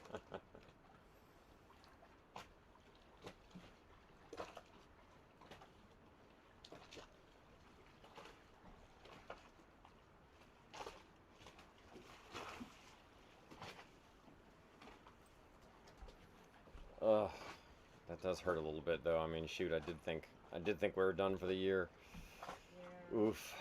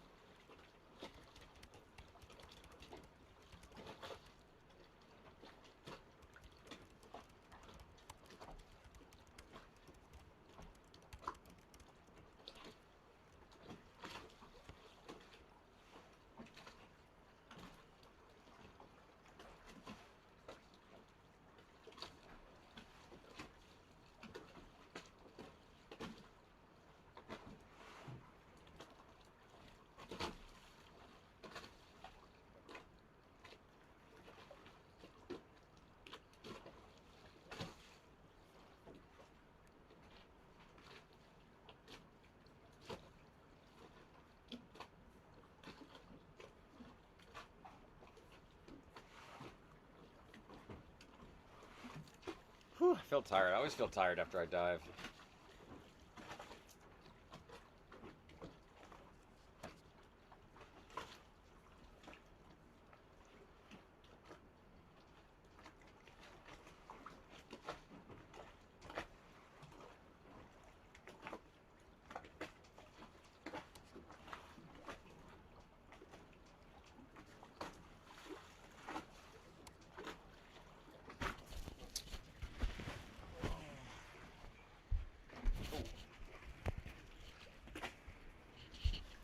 Okay, Kristen, I'm back, and I think you said Conrad had some questions.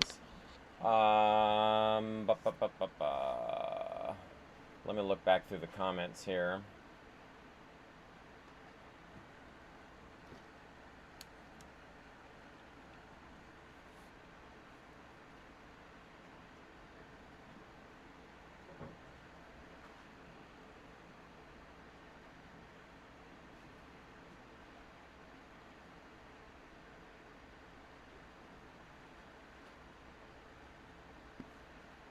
Oh, good, Kristen. Okay, maybe you got the answer. If I'm not sure if you're still there, I hope so. Let's see. Let's see. Our weather right now is a little goofy. We got a lot of cloud cover. Wind shifted around and is coming out of the south, which we actually had. That's why we had to move the boat. And I took the dinghy right through the anchorage where we used to be on the way to go dive. And man, if we had stayed there, it would have been bad. It would have swung us right onto the shore, and we would have hit those bommies for sure. So I'm glad we moved. But, the weather is, I guess I should say, it's okay for here. I mean, the weather's beautiful. It's cloudy, but the sun is out. It's, I don't know, 84 degrees or something. It's beautiful. Okay, Aitaki is a breathtaking island in the Cook Islands, globally renowned for spectacular, crystal clear turquoise lagoon. All right, well, good. We'll be going to that. Okay, Matt, and I'm guessing you just heard that conversation with John, our weather router, so he was recognizing or recommending the same island, so we're gonna go there for sure. Oh, I see your link you shared. Thank you, Matthew.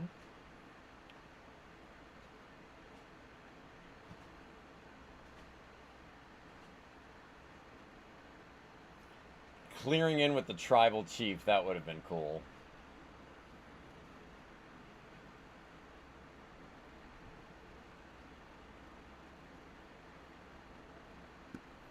Yeah, Steve's aquarium tonight. Yeah, maybe we'll take the camera out there. I mean, dude, there were all kinds of sharks last night. It was pretty wild. Pretty wild. And the sharks really don't bother me because, they're not looking for humans to eat. And the other night, Megan was teasing me because I was sitting there with dangling my feet in the water. But last night, even I wasn't going to put my feet in the water. The sharks were feeding on all kinds of fish, and that's all I needed them to do was mistake my foot for a fish. So yeah, we didn't do that. Your dad says things have changed. Yeah, no kidding. Everything, honestly, Kristen, it's amazing to think about people doing this and living this life without, we have all these modern tools, right? Like, we're sitting here chatting with you guys on the internet. It's crazy. And of course, that internet gives us all kinds of data and information about what ships are around you. We have satellite images so we can see exactly where the bommies are. I get weather forecasts that are accurate a week in advance, sometimes more. You might have just heard that call I had with our weather routing service. All kinds of information sharing and looking at detailed weather. It just wild. And the crazy thing is, it's still a pretty hard life. I mean, it's luxurious and it's amazing. Don't get me wrong, but it's, you know, it's not an easy life to live. There's no quick run to the grocery store. There's lots of times you can't get things that you need, whether it be an oil filter or fresh vegetables. You know, there's a lot of difficulty. But man, I can imagine go back 20 years, heck, 10 years, and it would have been a lot harder.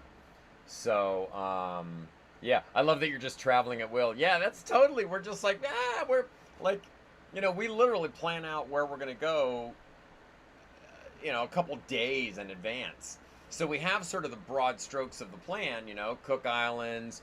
You might have heard us just take Samoa, you know, probably take American Samoa off the list because it sounds like it's not that great. And it's out of the way, and the harbor's not great. Our whole reason for going there was so we could get things shipped to us, you know, duty free from the United States, and it sounds like we might be able to do that in Fiji. Yeah, no internet, no GPS. I know, like, I just can't imagine. So if you're crossing oceans back in those days, you'd have to be using a sextant. You know, I mean, they had Loran early on, but that was shore based. You know, so for coastal cruising, that's fine. But out in the ocean, yeah, that's all you got. So, hi, Justice Jane. So, yeah, things have definitely changed. And the funny thing, your dad was asking about paper charts. I have them, and I actually spent a fair amount of money to get them, you know, printed out at a local Office Depot in El Salvador, just as backups. Ask me if I've ever used them. I think about taking them out just to make a video or something, just so I get some usage out of them, but I don't do anything with them. Because, I mean, it would be so much more difficult. Whereas with all the electronics, I'm just like, okay, I want to go here. Tap, tap, tap. Super easy. Anyway, Jane, welcome back. It's good to see you. Glad you're here.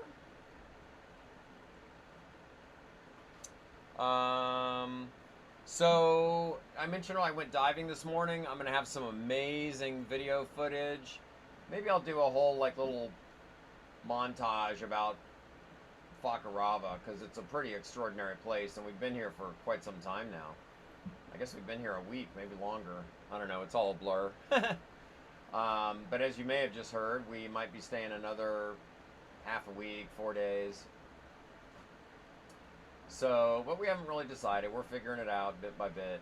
And we just sort of go when it feels like going. And the reality is, it looks like if we were to leave before Sunday, we'd have to motor to Apataki, which is 60 miles away. So that's 10 hours of motoring. You know, not the end of the world as far as cost or anything else, but I'd prefer to sail. But that means waiting till Sunday, and it's only Wednesday. So these are the trade-offs we figure out, so we'll see. Oh, you used your dad's paper maps to this day. That's impressive. That's impressive. I had a paper map book that I used to use just sailing coastally down to Mexico and in California, just because it was handy to be able to look at the book and look at a large-scale map in detail and see what was there. But I literally have not used paper charts at all this entire voyage, not once. Yeah, and learning how to... I have amazing memories of my father teaching me how to read a map. And me and my sister and my brother, we still joke about it to this day, you know, Dad's lessons on how to read a map. That was very important to him, that we, you know, practical skills like that we learn those things. And, you know, sometimes I wonder, not to get philosophical, but it's like humankind is forgetting how to do that sort of stuff. Kids growing up these days are, you know, they just plug it into their phone and go where they're going.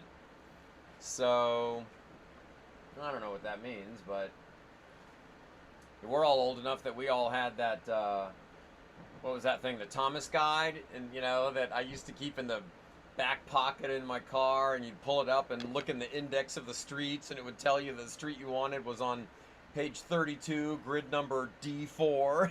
Then you'd have to go find it. Times have changed, man. That's for sure. Anywho, I'm gonna go check in on Megan and see what's going on there. How's it going back here, First Rate Ben?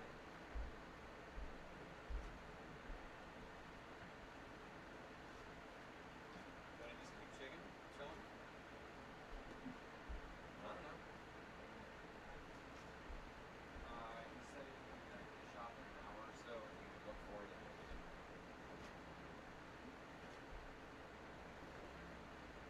Yeah, that's a bummer.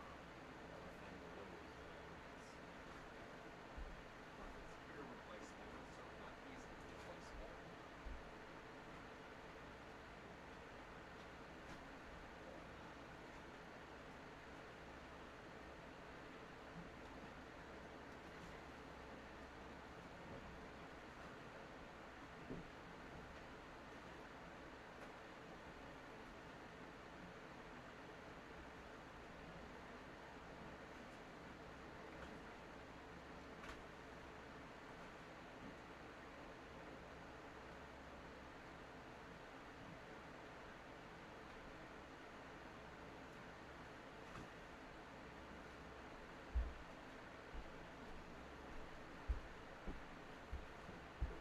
So everybody, just as a special favor now, I have to tell you about our awesome new Australian friends that we met the other day, because I know they're watching the live stream, and really cool.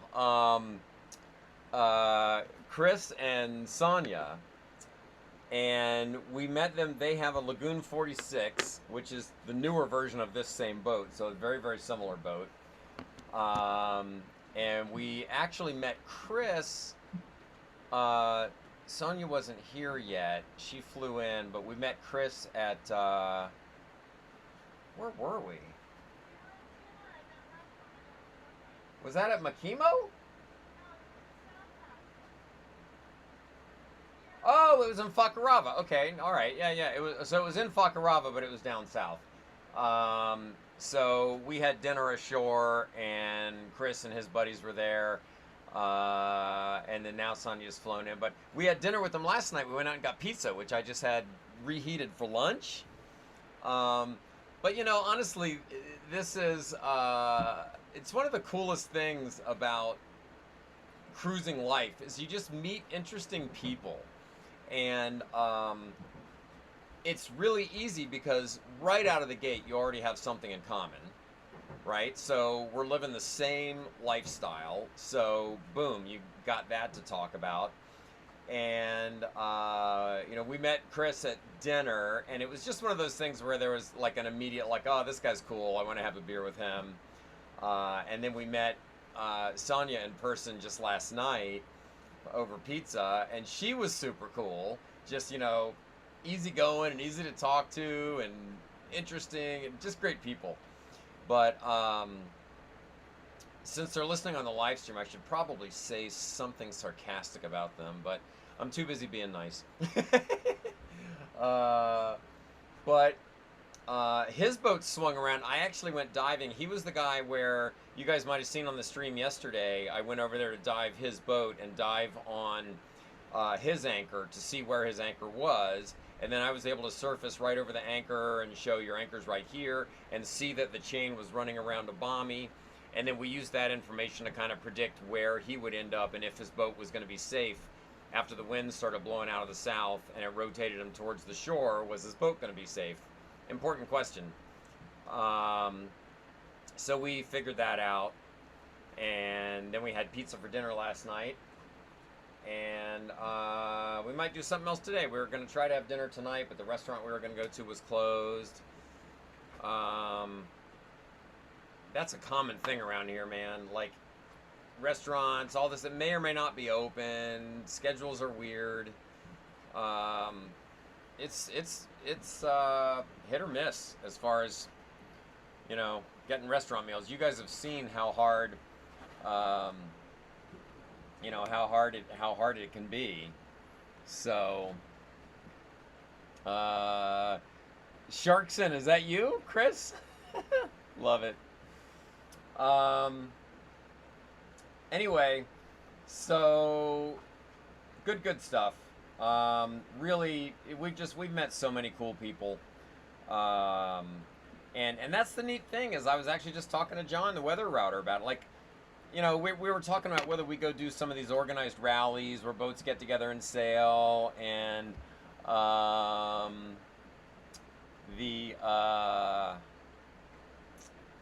you know, we don't necessarily need that because everywhere we go, we meet cool people and find fun things to do, and we're just kind of going at our own pace and being where we want to be. So, yeah, so hey crew, sorry you guys, I'm taking a nap back there. We're canceling the Pacific Puddle Jump Rally. Just because we need to that means we have to rush out of here. And then we were told that Bora Bora and Moorea, you guys, if you heard the call, Bora Bora and Moorea sucks right now for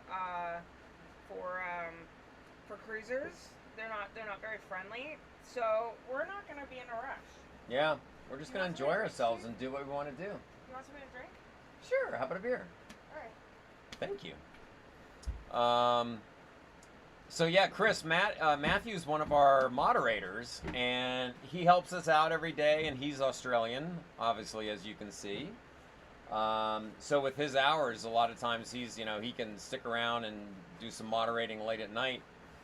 And yeah, we have a lot of really nice people that come in and hang out here in the live stream. And, even when we're not really engaging with it, everybody talks to each other, and it's really this sort of cool little community that's formed. Which was totally serendipitous for us. I mean, this wasn't something we ever intended to build. We thought, let's go put some stuff on YouTube. Thank you, baby. It'll be fun. And, then we started live streaming, which was Megan's idea. Well, we live streamed the crossing. I was telling the crew this morning Yeah. when I was talking to them, it was like we started live streaming the crossing, and turned out we met so many great people. I was like, all right, well, let's just keep this going. Yeah, we'll keep Let's going. see what happens. So we used to stream 24 hours a day. Well, we don't do that now. We shut it off at night. But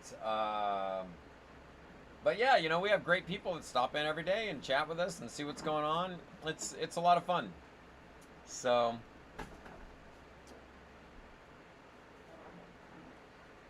Good stuff. I should have thought last night at dinner while we were talking that one of our mods is a fellow Australian. I have so many dishes to do. Good stuff. I gotta motivate myself because I have so many dishes to do.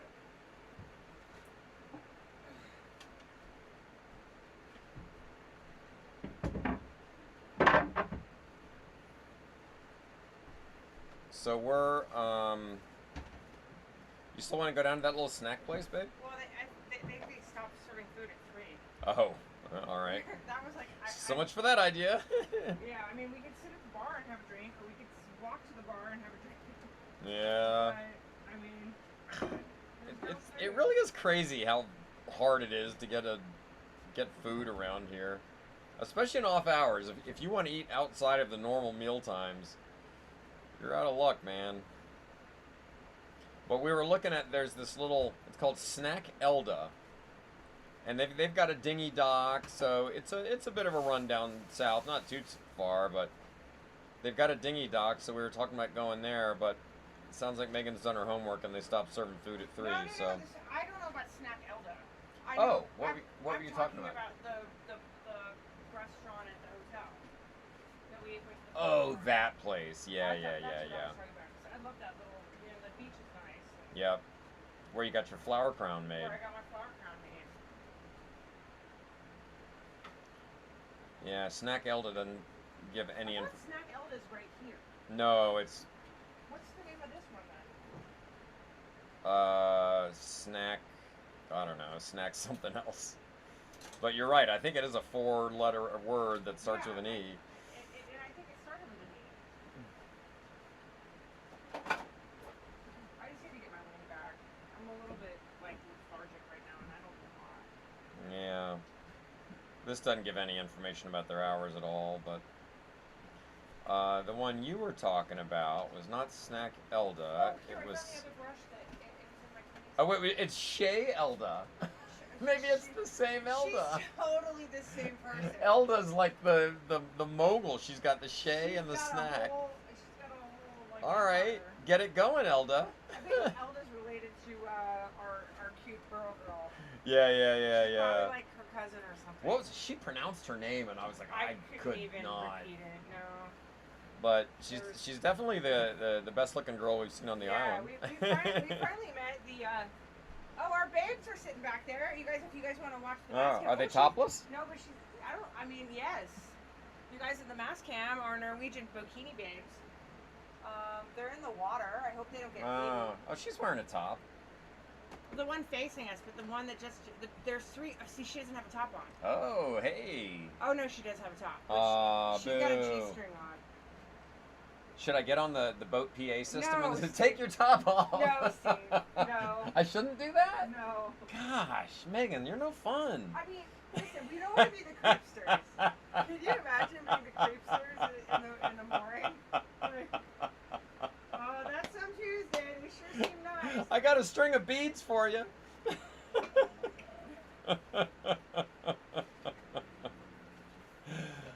Oh, goodness.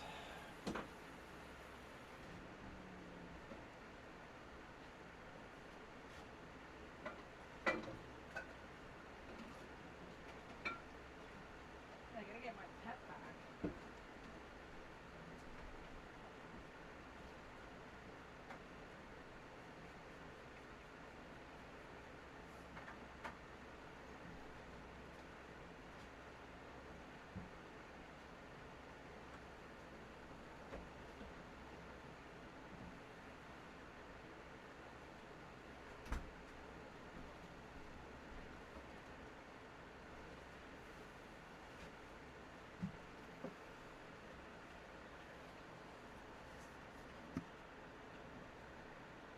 Using the Starlink at night, does it drain the battery? Yes, it does. That's why we don't. Yeah. Um, Can I just turn the ice on, or you need to fill the thing? You can turn. Oh, you can turn it on. I'll fill it up. Yeah, but the Starlink actually is more energy efficient than. I mean, it uses, depending anywhere between 60 and 100 watts, which is a lot when you're running off a battery bank. And some nights we shut it off, but honestly, most nights we leave it on because we want it. Because like a good example of why we leave it on is last night we had a hard time sleeping because it was so rolly, the boat. It's crazy rolling. So that's how I fell back asleep, was staring at my phone. Oh wow, Jane said last night it would keep repeating that you were ending the live stream, but it stayed on. Someone's had that problem before. Yeah, I heard that once before too. That is so funny. I don't know. It's funny because I click end stream in the OBS software, which feeds it into YouTube.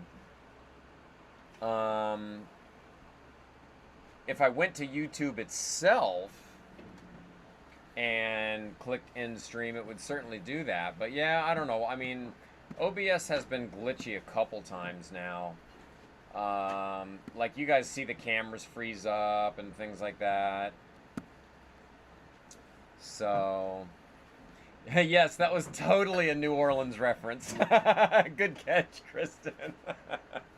And the funny thing is, so the boat has it's called a loud hailer, but it's a big PA system. So using my VHF, I can just pick up the handset and click on the PA, and then I have this amplified voice, which I'm already loud. But I can, broadcast my voice all the way across the anchorage or the marina or wherever you are. And so that's kind of been the running joke, is to pick it up and be like, oh, show your tits. Sorry if anyone's offended by that. We just think it's funny. But I've never done it, to be clear. It's only a dumb joke. Okay, so that's not true. It's not? Sorry, When Pug. did I do that? Well, in Catalina, Buccaneer Days, it's very... Oh, yeah, so you see them? See, there's like 6 bikini babes. All right there. On the back. All wearing tops, though. Yeah, they all have tops. They're all right. Well, I think maybe the one of maybe But it's not. funny. You can tell they're young girls because last night it was quiet. We could hear them. Yeah, they're all giggling. And they're all like giggling. I was and... joking to Steve. I was like, Steve, they're doing a pillow fight in their panties. We have a sense of humor, you can tell. Anyways, but so there's this thing in Catalina Island called Buccaneer Days, and it's very like, it's almost like Burning Man, but for sailors. It's the first weekend every year in October, and it's very crass, and you know, and it's not uncommon to see girls flashing their boobs. Yes, for no reason. not uncommon at all. But I didn't get on the loudhailer there. Maybe I did.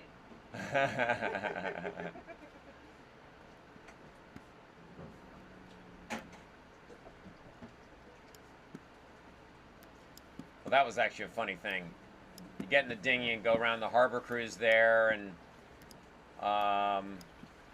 if I yell that, that's one thing. But if Megan yells it, she's got like an 85% hit rate.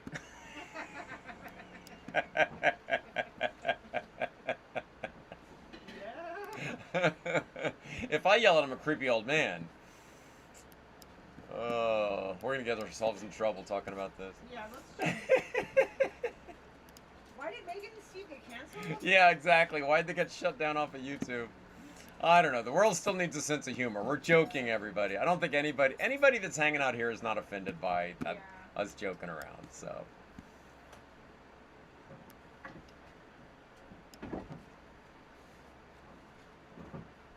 Wow, Matthew says Chris once lived 50 kilometers from where he lives now. Oh wow. What a small world. That's so funny. We just had dinner last night. Like, what are the odds? Pretty wild.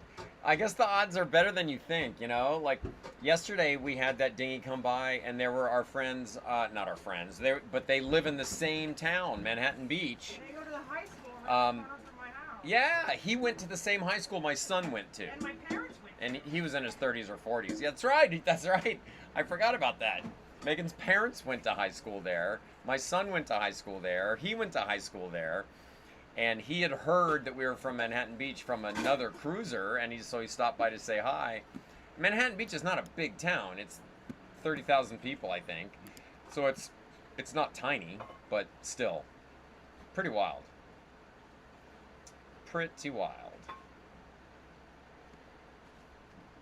I'll just fill it, Steve, if you want to give it to me. Phil, what? The water. Oh.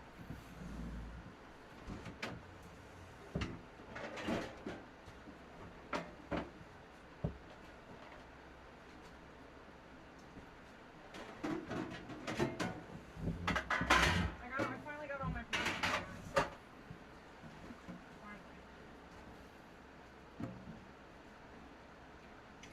We like joking around. Good. Especially when women think it's funny, then I think we're doing okay. It was actually funny. The beads, who asked me about the beads? Kristen, I think. We do the Newport to Ensenada, or we used to before we left on this trip, we did the Newport to Ensenada race every year, which was a 126 nautical mile race from Newport to Ensenada, as you might imagine, Mexico.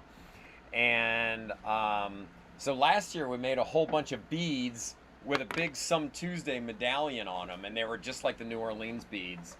I brought some. We have some here. Oh, okay. And Megan designs all this stuff because she's a designer. She comes up with all this creative stuff. Are the official Some Tuesday boat designer? Yep. But so we're going around with all the other sailors there, and there's, 300, 500 people, probably 500 people. And we were giving out the beads as gifts. But They our were actually lays with the bead charm on it. Oh, is that what it was? Lays? We were lays, Okay, remember? yeah, So it's I had the do. charm That's on. right. That's right. But our running, we'd walk up to a table full of people, and our joke was, we'd be like, okay, you guys, who wants, oh, what, no, wait, oh, it was a lay, because that was the joke. We were like, you wanna get laid with some that's what it beads? was. We'd walk up to the table and say, okay, you guys want some? But you have to say, I got laid with Some Tuesday. And of course, most people would think that was hilarious and would laugh, and we'd give them lays. The next thing you know, everyone's wearing lays. every once in a while you'd go up to a table and people would just be like, yeah, that's terrible. And we're like, well. It only happened a few times. Yeah, So like. the majority of the people wanted. Totally. Most people thought it was funny. Steve, okay, there you go. Okay. But, like, maybe twice. And it was like, well, you don't deserve it anyway. Because you're not fun. We wouldn't let you anyway. That's right. Just be fun. It's harmless. Nobody's getting hurt. Anyway, we're just fun, goofy people that like to be a little bit ridiculous. Well, and you know what? Life's better when it's fun. I mean, if you're not laughing, you're not living. Come on. Yeah. Life's much better when you're fun. You know? If you're not laughing, you're not living. I think I just coined a phrase. That can't be a Steve original. That's pretty good. I think that might be it might be. Yeah, let's make a t-shirt. If you're not laughing, you're not living. Some Tuesday.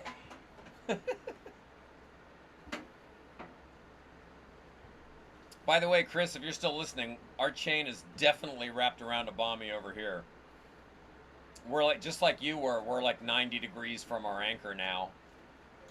And, which is actually kind of nice because it's keeping us farther away from shore. So that's a little extra, I mean, we got plenty of room, but it's a little extra comfort level. And the nice thing about being wrapped on a bommy like that is like the odds of dragging your anchor go way down. So I'll take it as long as it comes back up easily enough.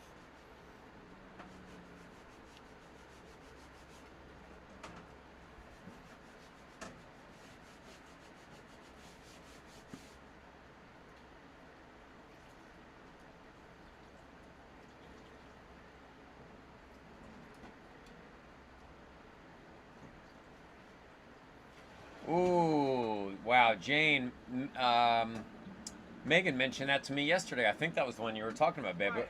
A group of Italian scuba divers went missing and lost their lives while exploring an underwater cave system in the Maldives. Yeah, they don't know what happened. They don't know if it was tainted air or oxygen.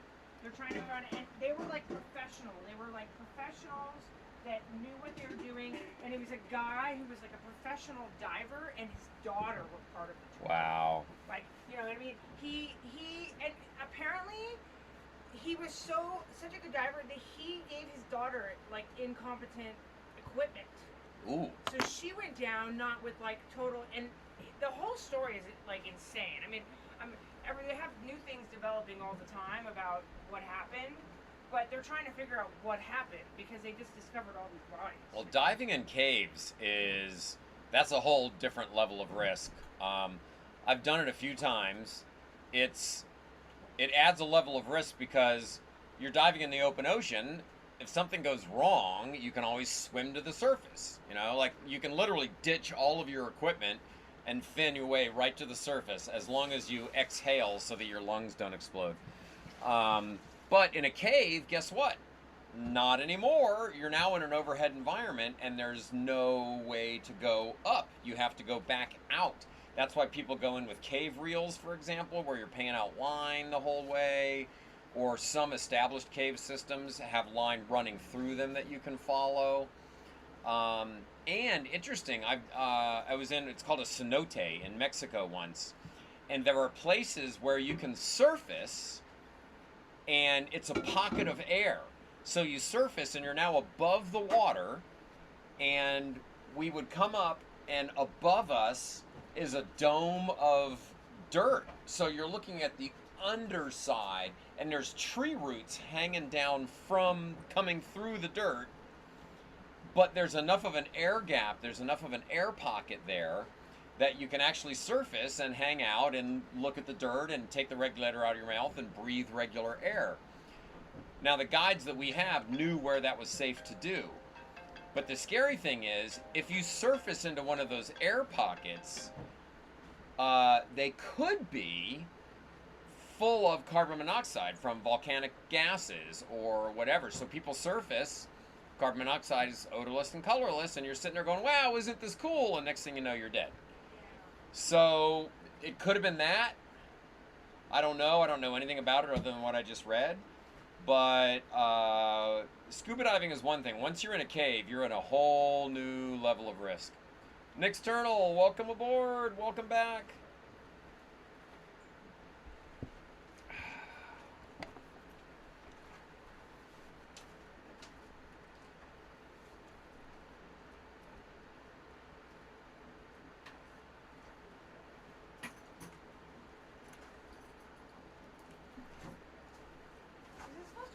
tonight? Do not know. Let's have a look. The only reason I asked is so I want to put my plants out. It was pouring last Yeah, I night, wanna put my man. plants out tonight, so. No rain. Oh. Matter of fact, no rain in the forecast until Saturday. So we're good until Saturday, and then Sunday is when good wind comes in. But there's rain Monday, rain Tuesday, rain Wednesday. Ugh. But it's only like 50% chance, so it might not, and if it does, it might not be very long.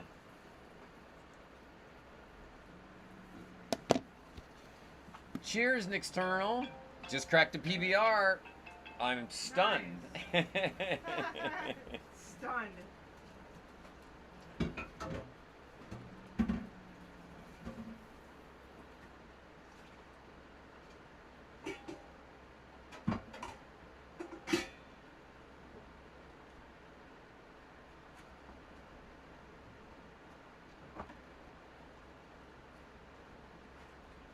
All right.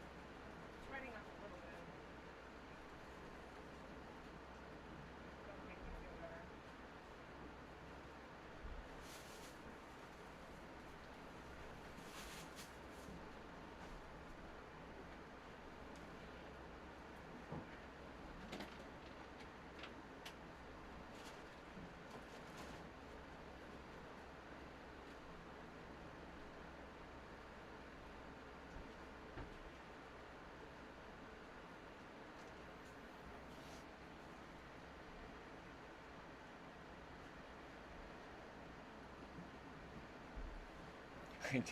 A PBR after 2 hazies. I love that. That's a cost management strategy.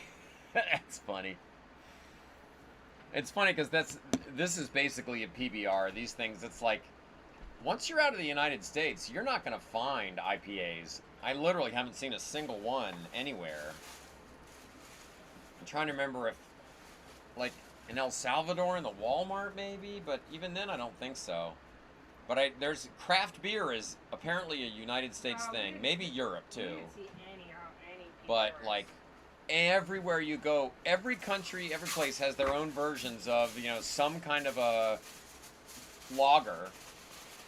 And honestly, this one's El Salvadoran. We have a couple on board from Tahiti that cost 8 times as much, 5 times as much. And they taste the same. You know? The rest of the world hates us for IPAs except the UK. Yeah, I know. I love IPAs, but yeah, there's definitely a lot of people that feel strongly about them.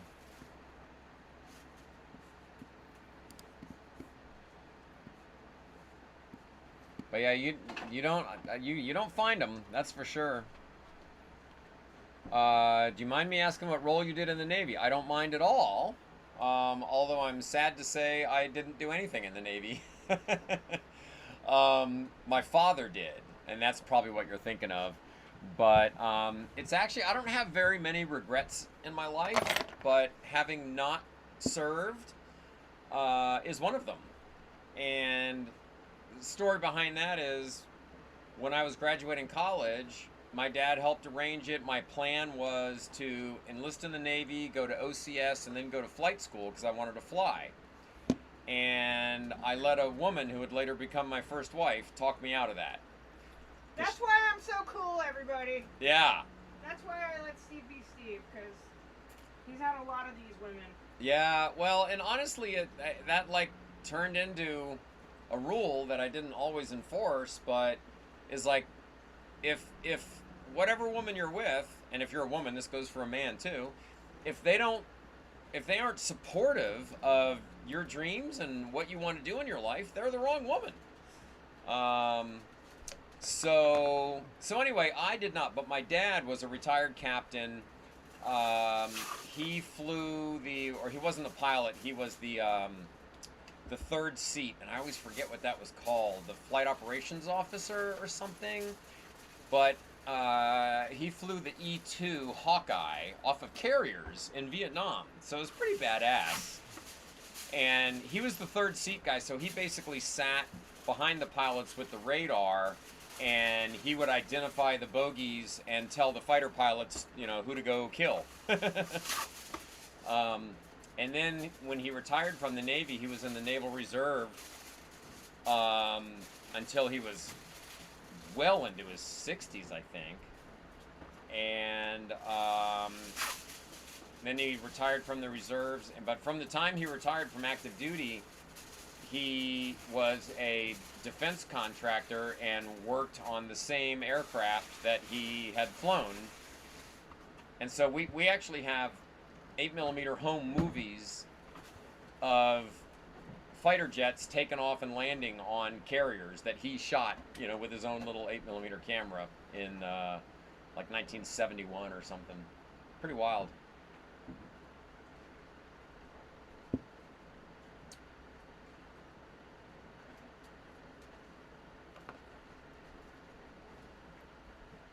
FOO on E2 and EA6s. FOO. I feel like I should know what that means. Oh, Flight Operations Officer. Okay, so I got it right. All right, good. Yep, that's it.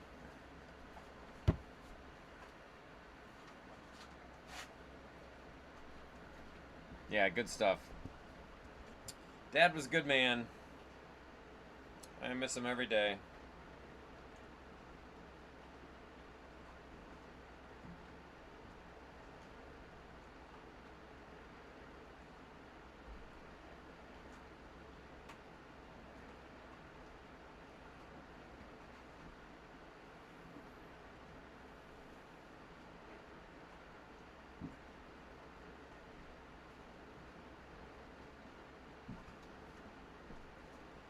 Keeping these little pieces of yarn line that are super.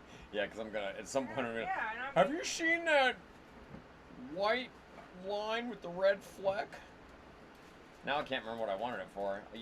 I used something else for whatever project I was doing.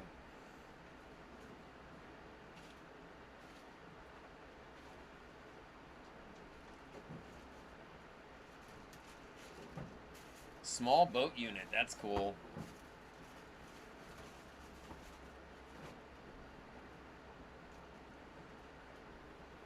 Collected the drugs in the Gulf.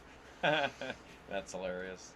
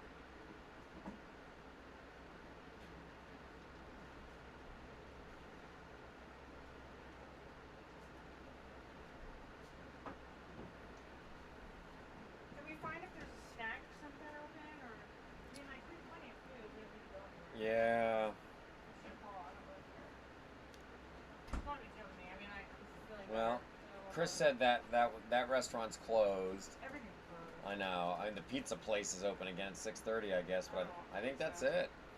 You want, I don't know. Unless Shea Elda. But did we even find that place when we looked for it? Yeah, it was that weird like shack. There was nothing in it, right? No.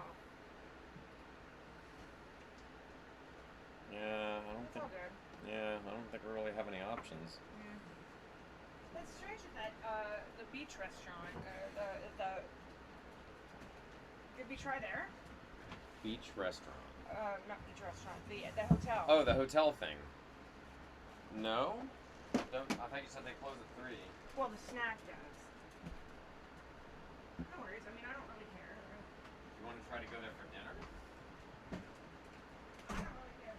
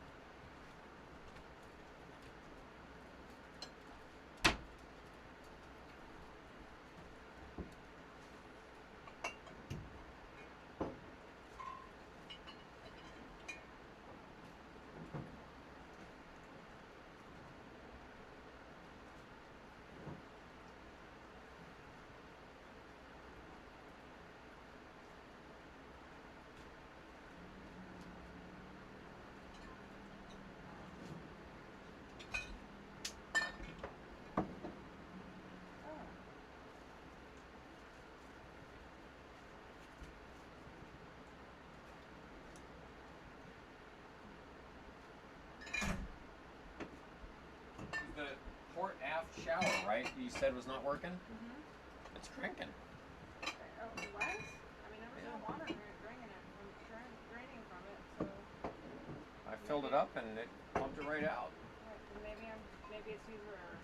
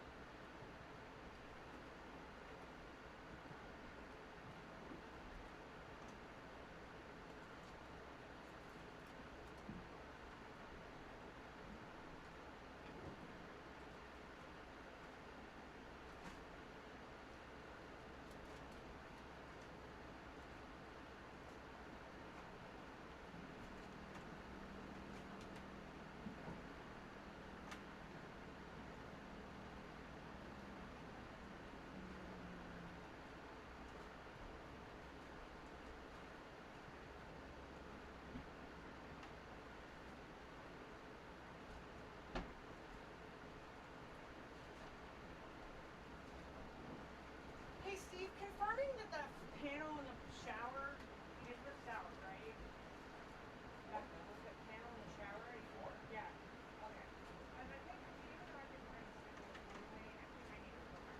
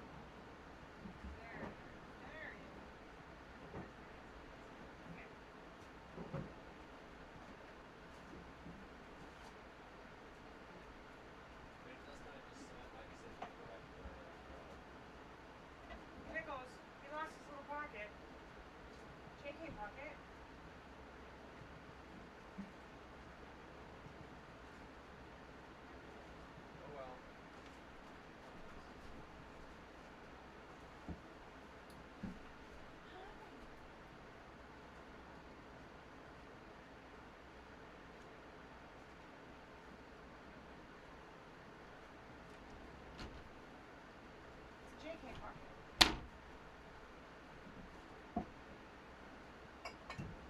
Well, you let me know when you're ready for Din Din. I can make your Din Din run a snap. Okay. We have so much provisioning. Yeah. Yeah, sounds good. Shit, baby. Yeah. Shit. It's Snack Meg. Snack, man. Snack Meg. Snack Meg. Snack Meg. Yeah. That. Well, whatever. You know, it made me feel so special when I was having this. I was like, I just said that to Steve and he's doing it. That was really nice. You're a good man. Still just dampening me happy for getting last night. Yeah, oh yeah. You know what I was thinking? I was like, how did it go 8 years without leaking? But I was like, wait, I was in California, it never rained. Yeah. Wouldn't have noticed it. Well, it did, but then we had Sylvia cleaning up after it. Yeah. You know, it never rained. Actually, they didn't leak, so they lasted 8 years. Yeah. So it says aft hatch finished, and it says screens on hatches. What is screens on I thought you were going to replace some screens. I wasn't, the ones that are working okay, I wasn't going to. Okay, But then, that one I will now, because I've had to take it off and fix it. okay, then ignore that one. But I think we had a... Oh! The mesh hatches for the bugs. Oh, for that. But it's fine now. We don't have any bugs. That was when we had massive bugs. We don't have bugs now. But, you did. Well, no, remember Matt, it was Matt and we threw it away. We threw it away.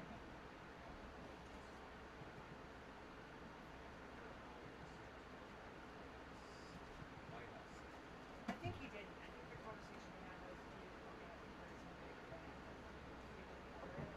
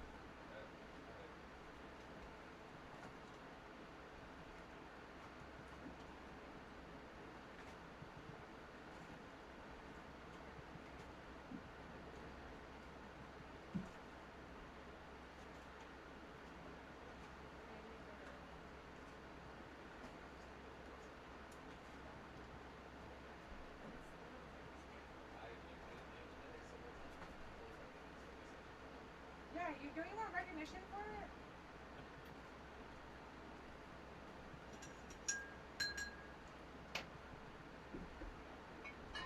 Snack Mag.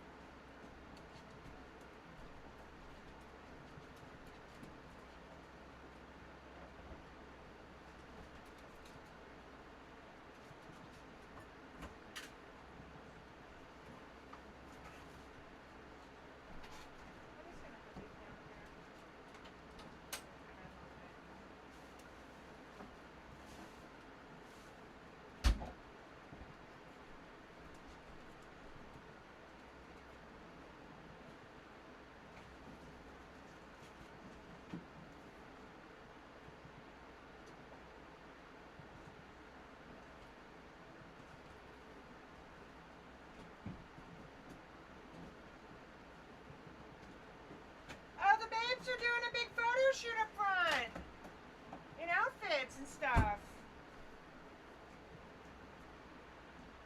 They all have dresses on. Or like skirts and stuff. That's cute. A sunset photo with the babes. That's cute.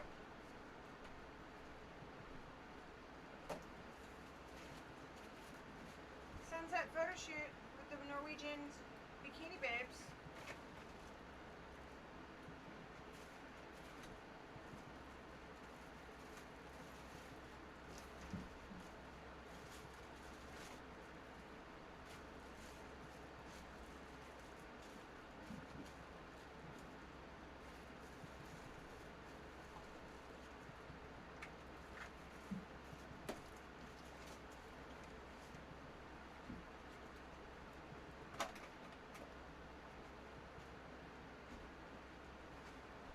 You want a snack while you wait?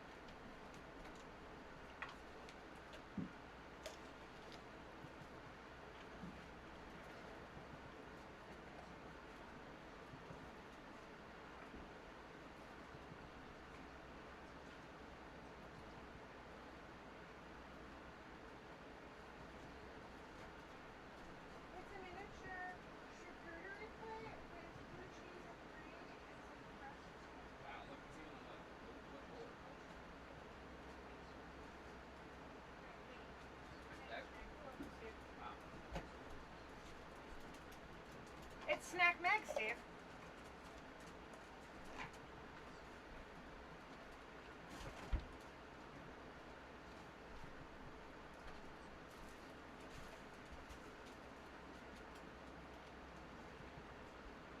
Can I get you anything else?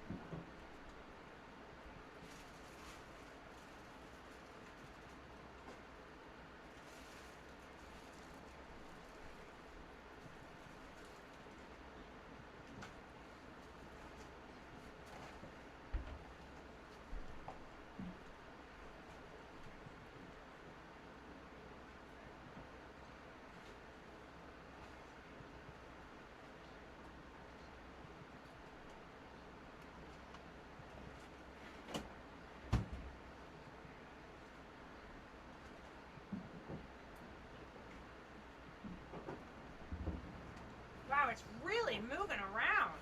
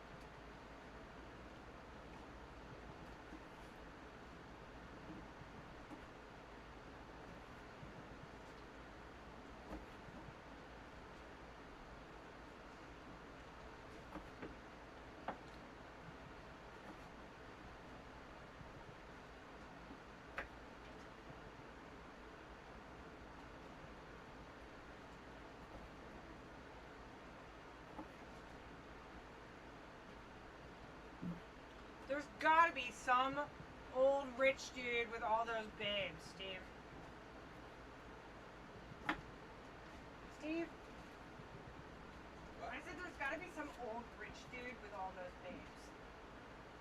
He just paid all these Instagram models to come. I guarantee it. Like, I'm watching it, and they're all on the bow, and like, they must have some kind of help on the boat, taking pictures of them in the sunset.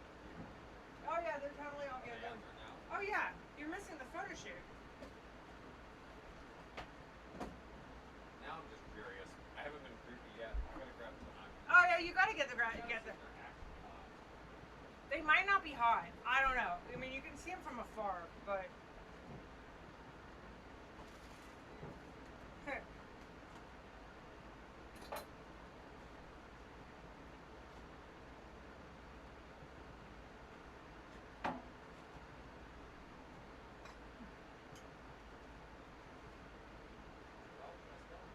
Yeah, no, they're all dressed up, and I think they're just doing, photo shoot on the bow. I think it's a girls' trip.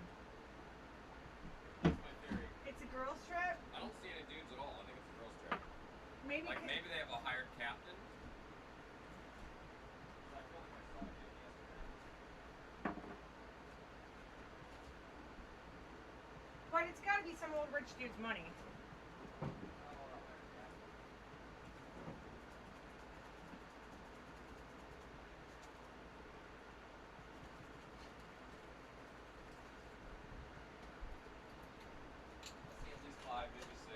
Yeah, there's like 6 or 7 babes. They look pretty good looking.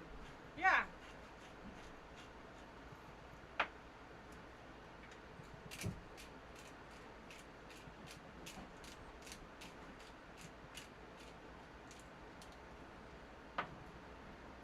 Girls' trip. They're definitely having a pillow fight, Steve, tonight. They're definitely having a pillow fight.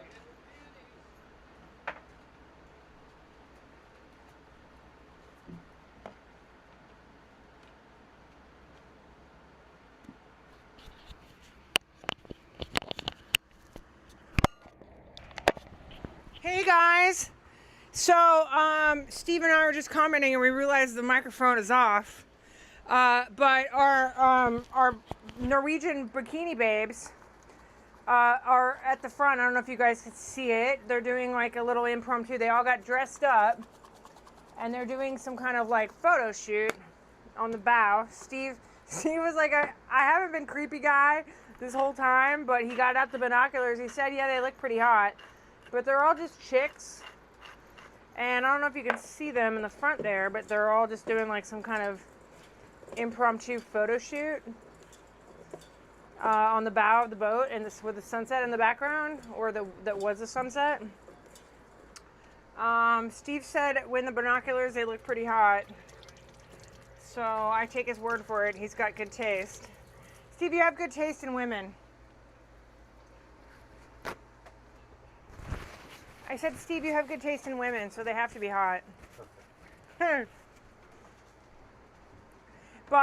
yeah, it's, spending 25 years in fashion, I always find it fun, Seen a lot of lady parts in my 25 years of being a fashion designer. Same with Steve. Steve's seen a lot of, photo shoots as well. So that's fun. But I don't know if you guys can see it. We don't want to be all weird and creepy, but good for them. Steve is pretty certain that it's a girls' trip, which that's a nice girls' trip. And there's definitely has got to be some rich dude paying for it.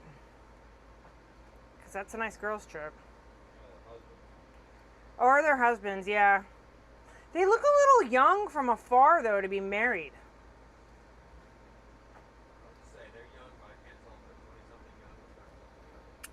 I think they're 20-something young, Steve.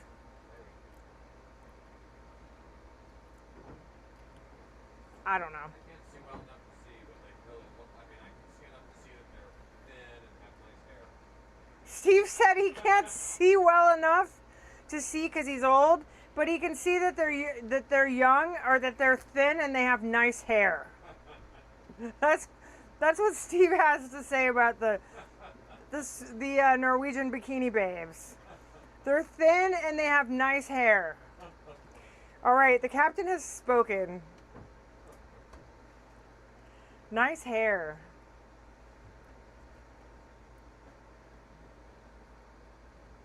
As opposed to menopausal hair that's falling out of their head. Oh, to be young again. Thin and nice hair. Yeah. It's hard to make it out.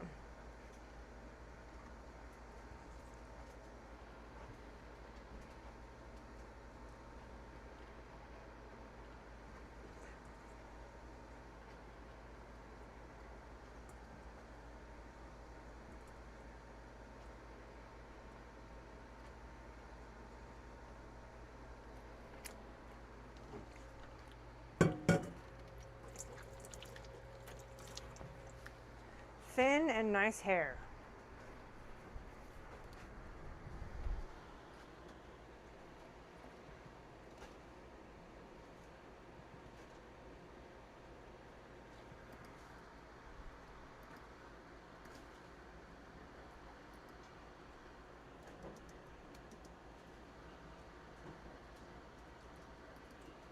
Yeah.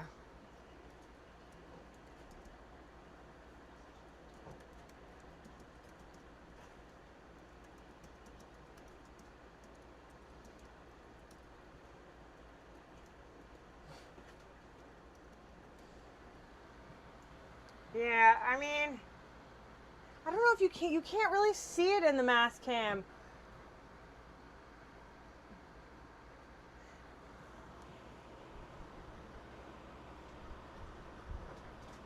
Yeah, now they're doing like girls, like, yeah, they definitely is all girls. Photo shoot time. Selfie time. Selfies, Steve. They're doing selfies now.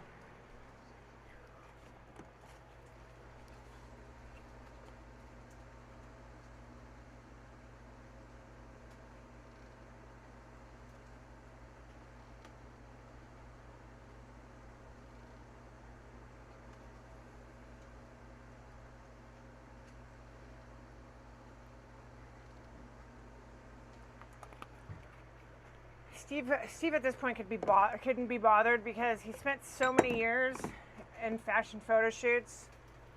It's just like, it's like another day at the office. Yeah, Steve's like, yeah, hot chicks.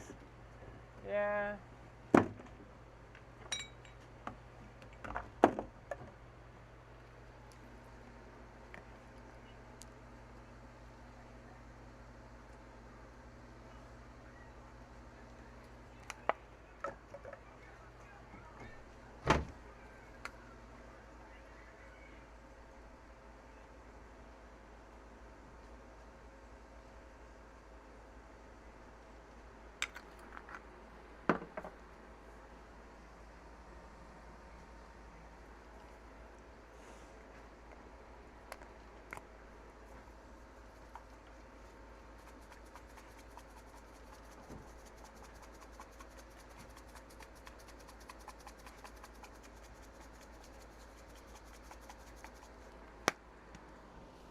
Oh, now here's the group photo. Now if you guys can really see it, you can see it. Here's the group photo. They're all there. That's cute.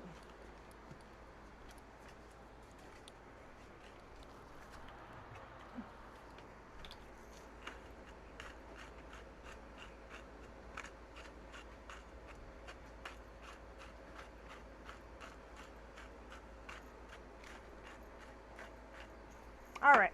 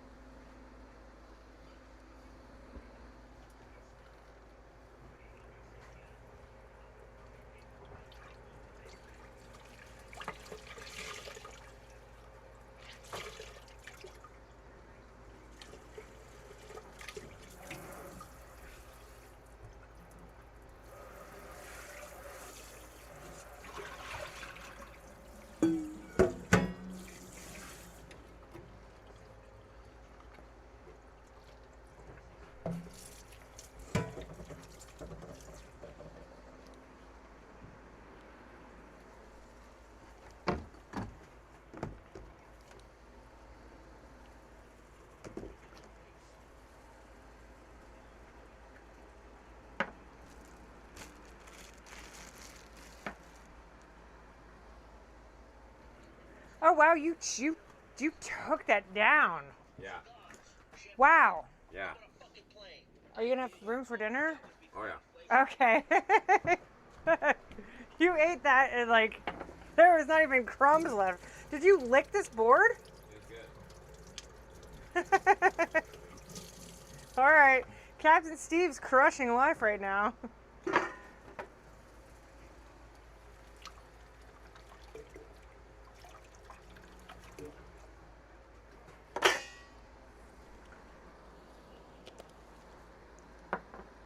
All right.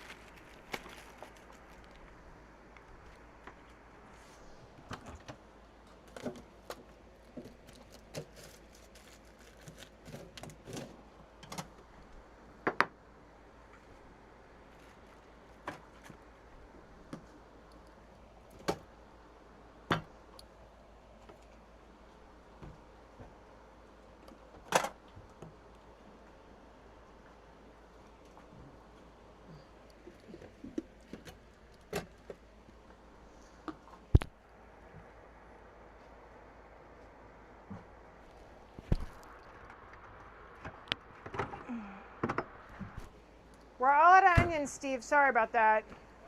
What? We're all out of onions. I'm sorry. Oh, okay.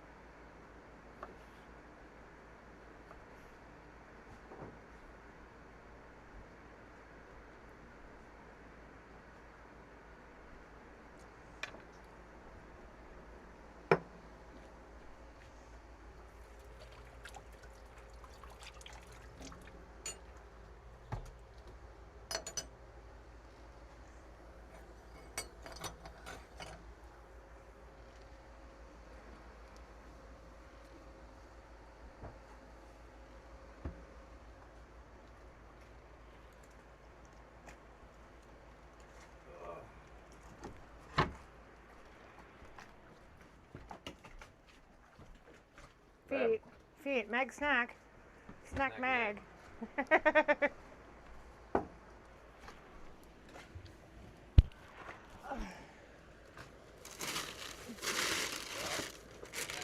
Exactly as expected. What? At 5 o'clock, the wind would die down. And starting back to the southwest. So what does that mean for us? And over tomorrow, very low wind, almost nothing. Okay, great. Well, like 8 knots, you know. So Great. Waves 4 feet, 11 seconds. Wow, that's nice. I mean, you have to be motoring, like John said. So are we leaving tomorrow? No, we're not. Okay. What do you think? Especially from what we just learned about. Oh yeah. In my mind, I want to leave more time for the Society Island. Oh, I thought the same thing. And now that we're hearing that they hate American or they hate foreigners, then fuck them. Maybe we just explore the Tuamotus. I'm down for that. I mean, I don't want to go anywhere where we're going to be treated like shit. So and this is kind of where I'm at. Is like, okay, the food's not that great here. Right. The environment's And not there's that like great. no restaurants. And there's the environment's not, except when you get to Tahiti, there's going to be good options. Right. So, but like, Rangaroa, though, you were looking into that, like. the Rangaroa is going to be great. Yeah, it'd be stupid not to stop at Apataki because that's just halfway. So. Yeah, no, but sailing for if 2 days. If the people in Bora, he specifically said Bora Bora and Moorea. Yeah. So we just spend less time there and more time in Tahiti and more time here. Yeah. Because if they're gonna, I mean, if the food's not great, they hate us here, hate us there. Like, why are we gonna go and spend time there? They treat us like shit. I mean, it's one thing if they treated like shit and the food was amazing. I kind of could trade that, you know?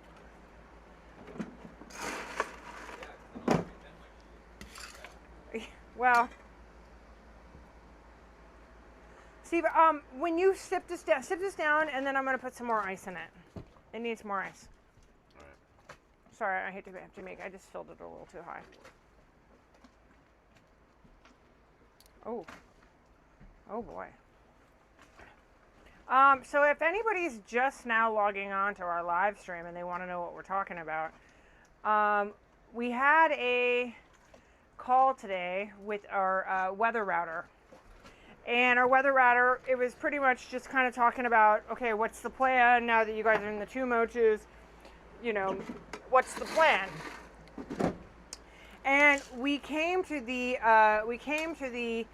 realization, and actually he explained to us, because he also deals with a lot of other cruisers that are further ahead of us than we are right now, and he pretty much gave us some inside knowledge that, you know, once you get past Fiji, and you get into Bora Bora, apparently this season, the locals are not very nice to the cruisers. And I don't know if that's because I had another cruiser friend who said, yeah, some of the locals have said that they're sick and tired of the French people because the French people are so rude to them and they treat them horrible. I don't know if it's that, but I do know that if people are not going to be friendly, given the circumstances, we don't want to spend time there. So originally we were going to leave here and, you know, we'd be in Tahiti by the end of next week probably, with the goal to be in Tahiti, you know, by like maybe the 10th. Spend some time in Tahiti. And then from there, we would do the Pacific puddle jump with the whole, you know, do the whole rally, which, you know, generally is really fun. You get a lot of boats and you get to meet people. It's camaraderie. It's like a big party. Well, apparently last year, the Pacific puddle jump only had 12 boats or 11 boats. So that's not going to make for fun. I mean, you know, and we got to pay for it. And we're on a set schedule. Other than, hey, you just have to leave the Society Island, or you have to leave French Polynesia by the 30th of July. So Steve and I came to the realization is like, we're not going to do the Pacific puddle jump. So I got everyone excited about that for no reason. And so now we're just gonna kind of like take our time. So as you can see, things change rapidly between the weather mixing up. Steve just said right now the weather is as it had planned to be. The winds are going to die down. It's going to be calmer tomorrow, which is great. Oh, it's the largest atoll in all of the Tuamotus. It's huge, and there's so many anchorages. We could spend weeks there and like not. No, I know. That's why I was like, I'd much rather spend time in Rangiroa than here. We could go there. We could leave. We could still leave tomorrow and just motor to Apataki and leave Apataki on Sunday. Whatever you want. I've lined up. So in Rangiroa, it's huge. It's a huge atoll. There's big hotels. It's the largest one. It's the most common, most popular. And I've lined up now a new laundry service. I'm waiting for her. Yeah, that's where the Blue Lagoon is. That's why it's common and famous. So we're kind of in this place where, I mean, I wanted to spend more time in Rangiroa, but I just also, want Steve to, make the final say here. But that's where the Blue Lagoon is. So, the famous movie Blue Lagoon was based off of that area. It's a beautiful dive area. And I've lined up to have the boat cleaned. I've lined up to have the outside of the boat cleaned. I've lined up to have our laundry finally done. They pick up and drop off. So all these things, I can get a massage. I can go in a hot tub. Yeah, Joshua, I totally agree, right? I mean, it's like, this is fine and all. We have friends here. But at the end of the day, like Steve said, you can spend weeks in Rangiroa. It's the biggest, the most beautiful. Well, it's not the most beautiful, but there's so much to do there. It's more, it's just going to be I think overall, like, we're going to get there and be like, wow, we wish we would have spent, because tomorrow it would have been a week. We've now been in Fakarava. It's been great. Steve got a lot of really beautiful diving done. But, here we are, and it's, I don't know. I just don't want to, now all of a sudden just be complacent because we got the anchor down. That's another thing, is Matthew, I don't know if you heard this. I think Josh heard, but our anchor, we're pretty certain the anchor's wrapped around some bommies. So picking it up is going to be, 100%. Oh yeah, Steve said it's 100% wrapped around some bommies. So that's going to be a thing in itself. And, it just is, it's going to be interesting. So we have a lot of things to talk about, a lot of strategy kind of to figure out. Yeah, right? I love that movie. It's such a good movie. Well, that's where it's, there's a lagoon there called the Blue Lagoon that's based on, or the movie I think was based on that. Correct me, I might be wrong, but I'm pretty sure that's where it is. So what's happening for dinner? Shocker, Steve's having cheeseburger with homemade french fries. I made curry seasoned fries, so those should be good. And then I made him I'm drinking tequila. I love tequila. Steve is having a rum drink. So it's draining. I'm not sure I know what draining is. What do you mean by it's draining? But so that's where we're at. Like you guys could see, when I got in this morning, I was like, okay, this is what the plan is. It's completely changed. Like the weather, what's happening with the weather. It's always something. So we just, just take it day by day. And I think my French fries are, hour by hour, minute by minute. And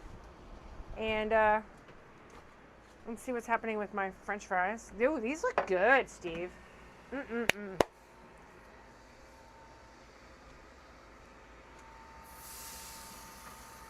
Ooh. Oh yeah. Seasoned curry fries.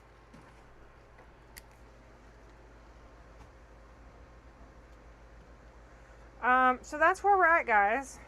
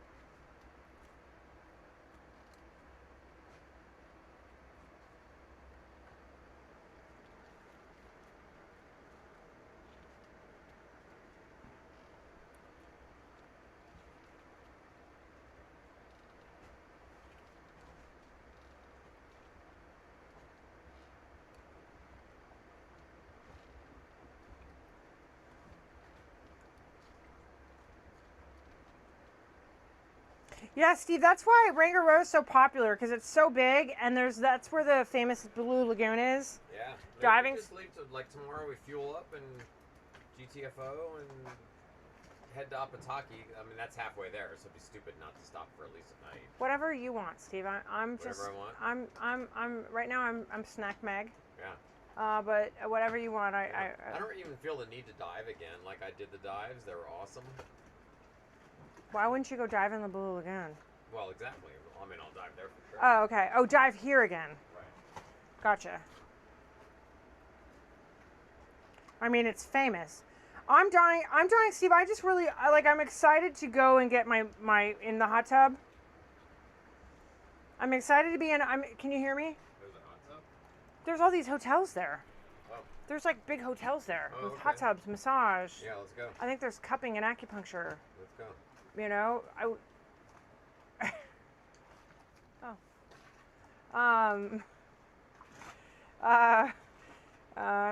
I'm speechless right now.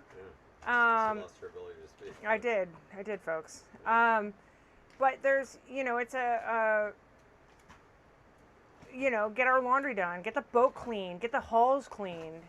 I think it's gonna be. She hasn't responded about price yet, but.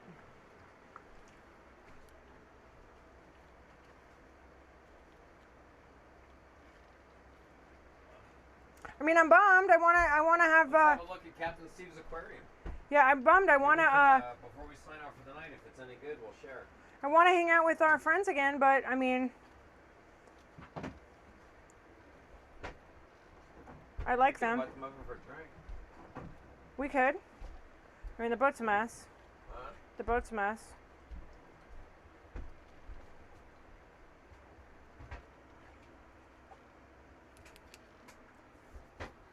Pugs, don't even think about it.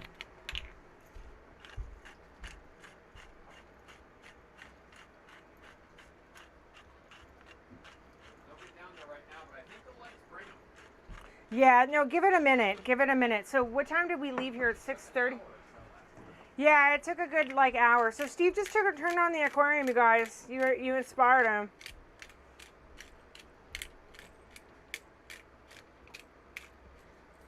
Honestly, I think that's why we might have gotten all the fish bashing in. Yeah, bashing. You know? So Oh! We'll leave the live stream going long enough and hope we get some sharks, and then we'll show you. My phone. We gotta add this to the list of adjusting this. yeah. Don't do it now because I I'm. think that'll be easy. But yeah.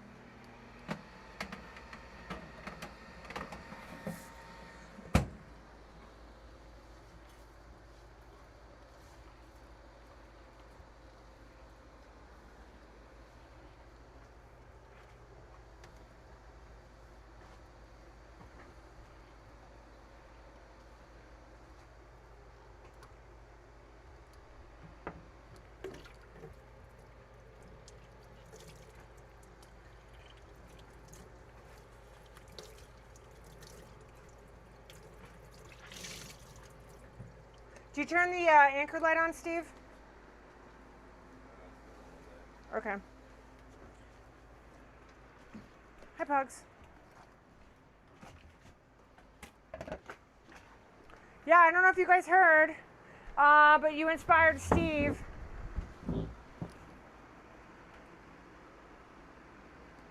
Ooh, Southwest salad, chicken. I love that. I love a Southwestern chicken salad.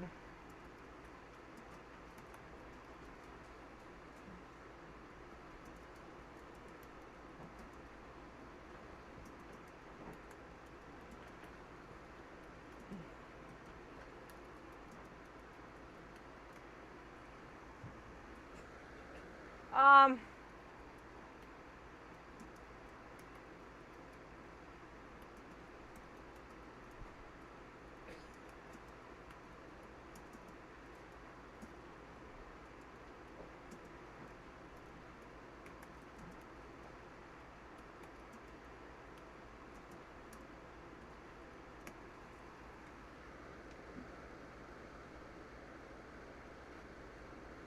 yeah, so the aquarium's on.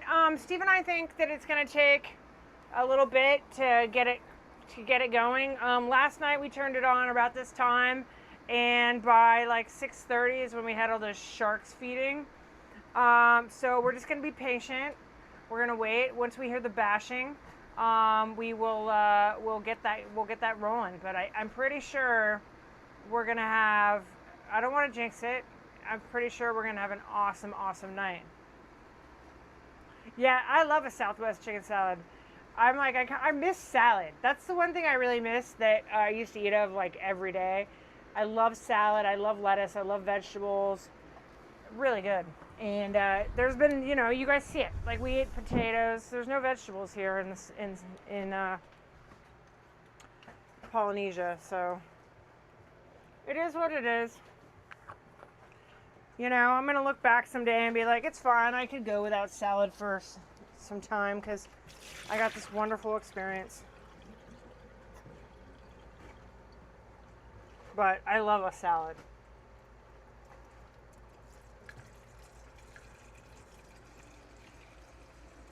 I really, really, really, really do. Pugs. We love a salad too, Mom. No, that's a lie, Pugs.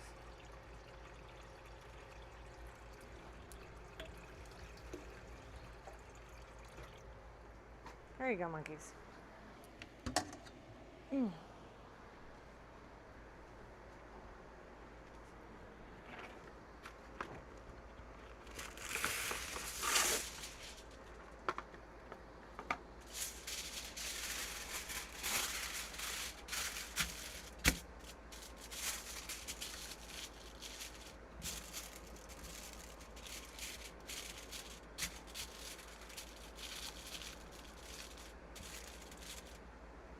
I want a sign in my gallery that says Snack Mag, Steve.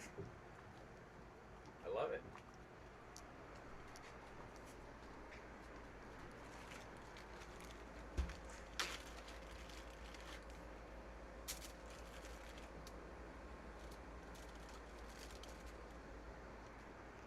You're gonna have to tell me if you taste like chemicals on your burger tonight. Okay.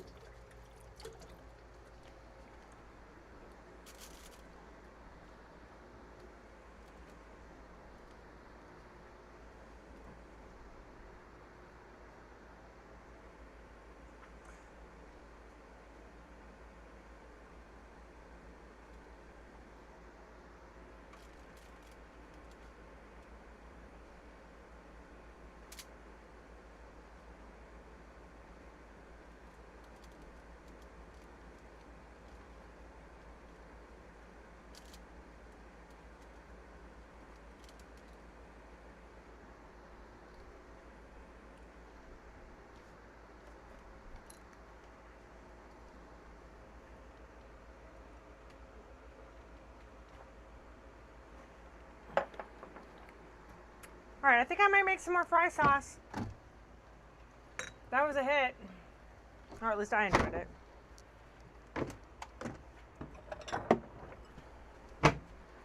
I do like fry sauce.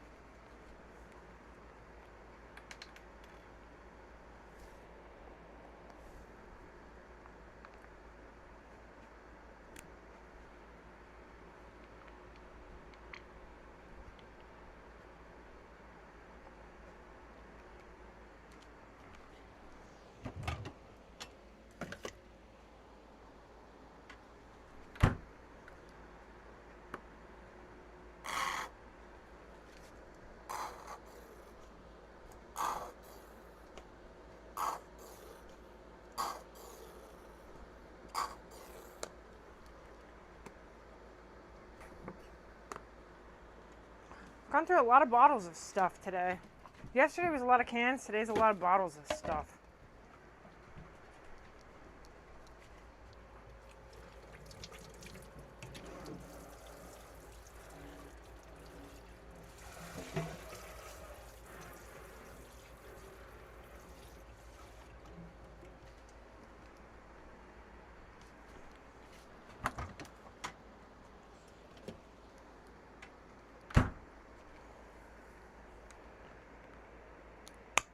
Oh no.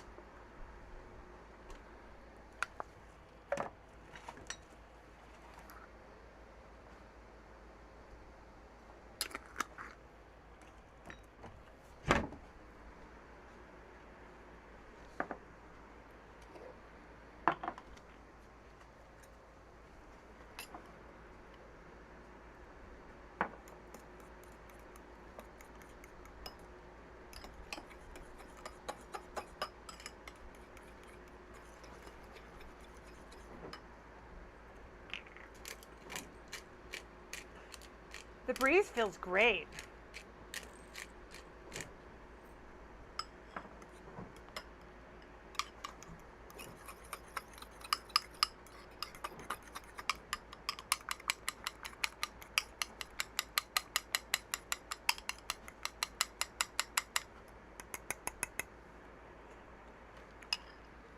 Oh, it's a little mayonnaise-y.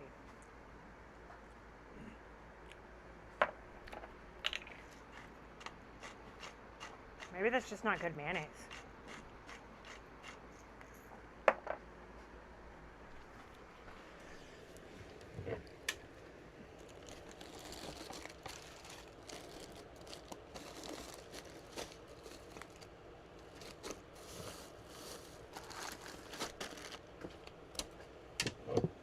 Well, that's a shame.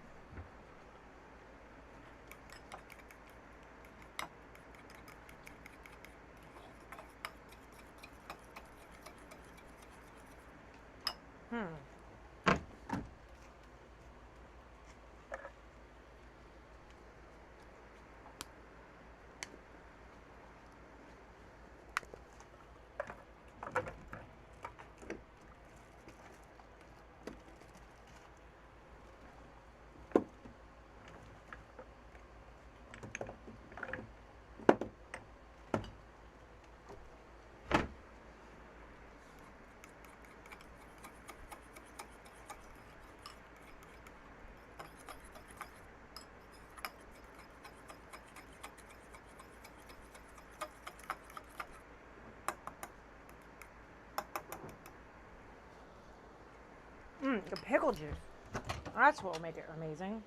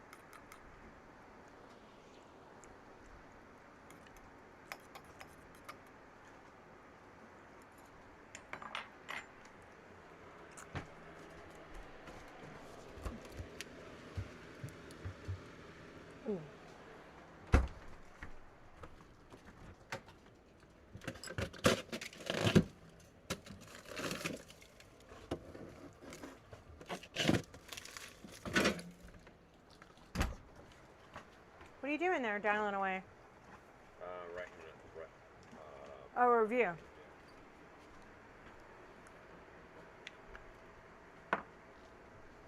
Yeah, that's nice of you, Steve.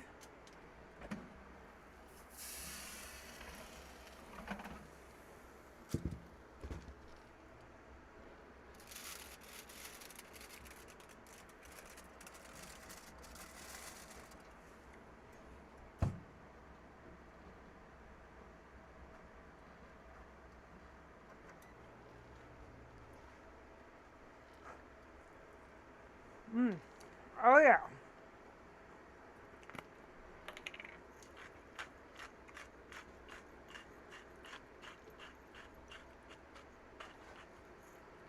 That's good.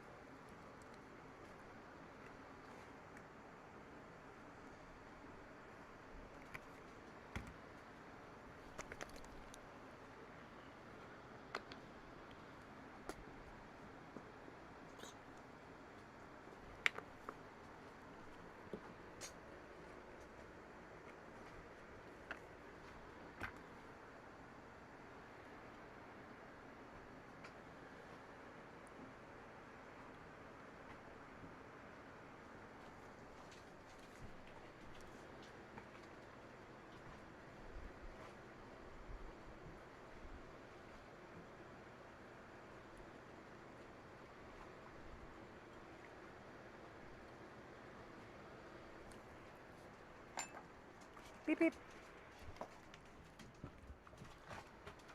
Make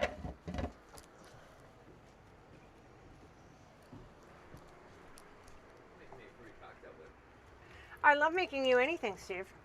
I love it. Well, maybe not as much as I love you. Huh.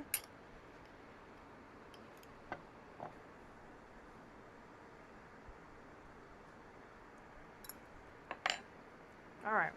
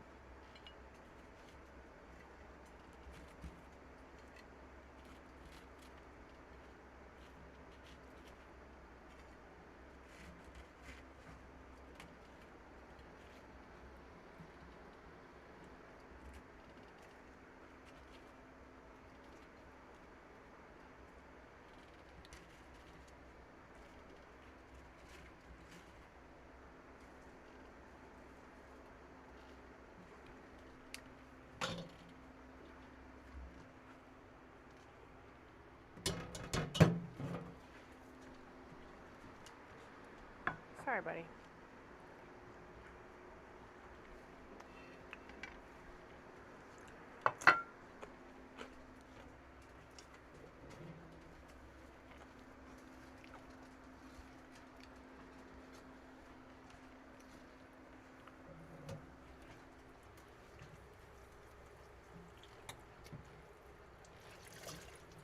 Ooh.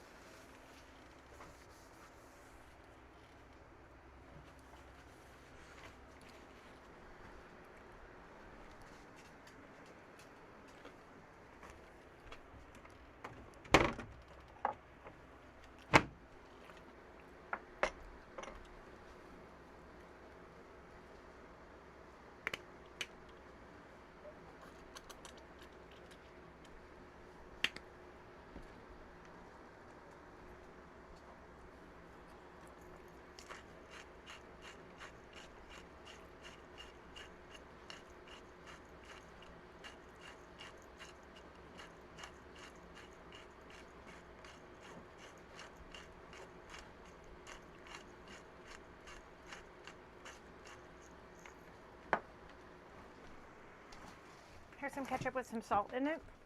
Thanks, babe. Thanks. Just like you like it. Ooh. Yeah. Wow.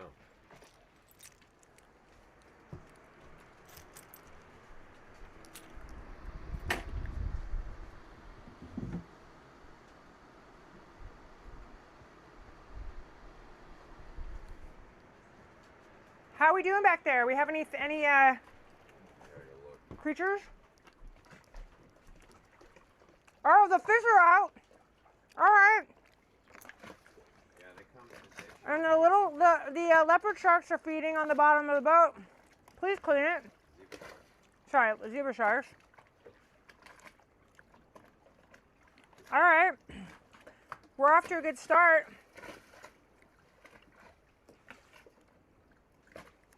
We're off to a good start.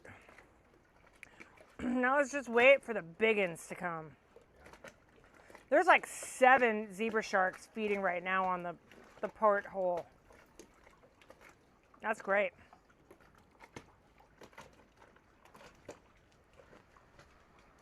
All right, we're off to a good start. I'm not terribly hungry, so I just made French fries for myself.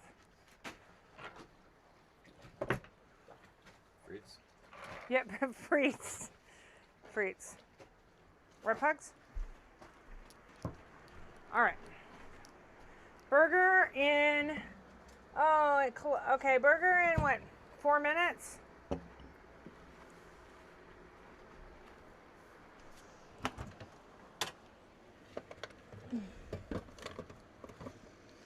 This mayonnaise sucks. I should have known. I should have known better to buy a mayonnaise in a bag. It doesn't taste good. Ugh, away it goes.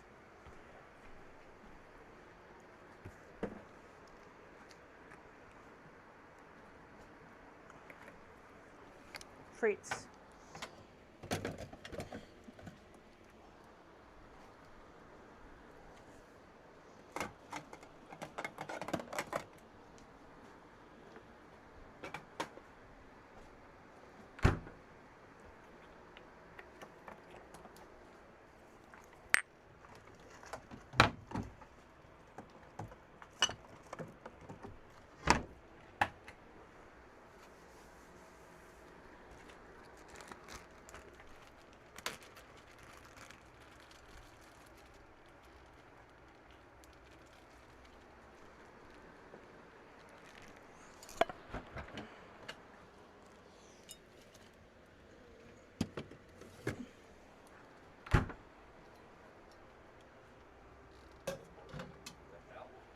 What?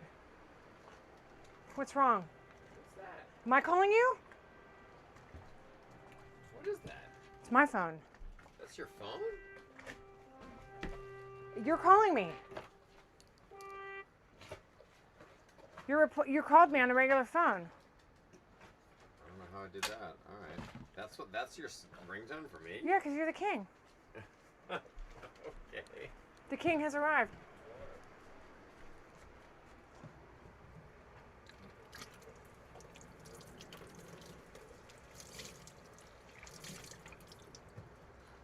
I mean, I guess, yeah, you've never heard your ringtone for yourself because you're never with me when you call me.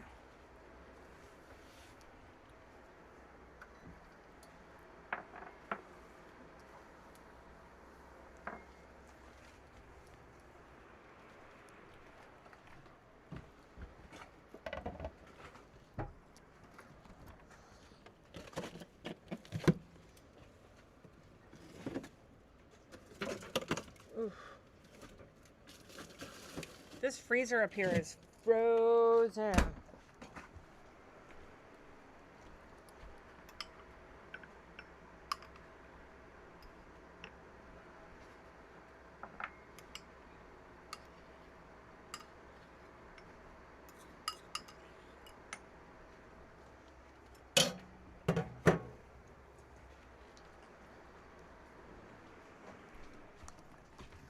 Fry sauce?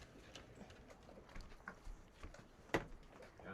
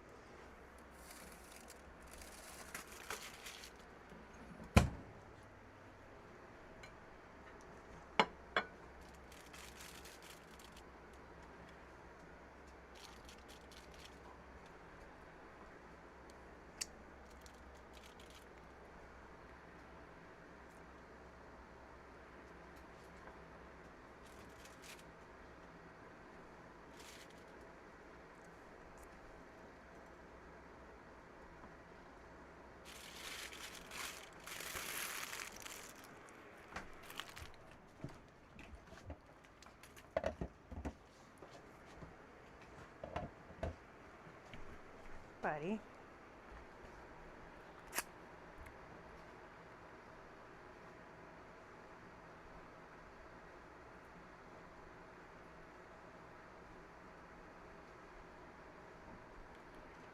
All right. Swiss Gouda cheeseburger. With homemade curry fries.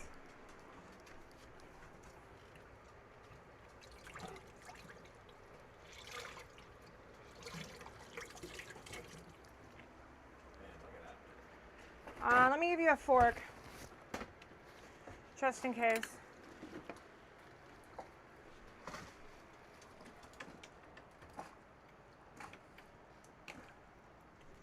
All right. Yeah.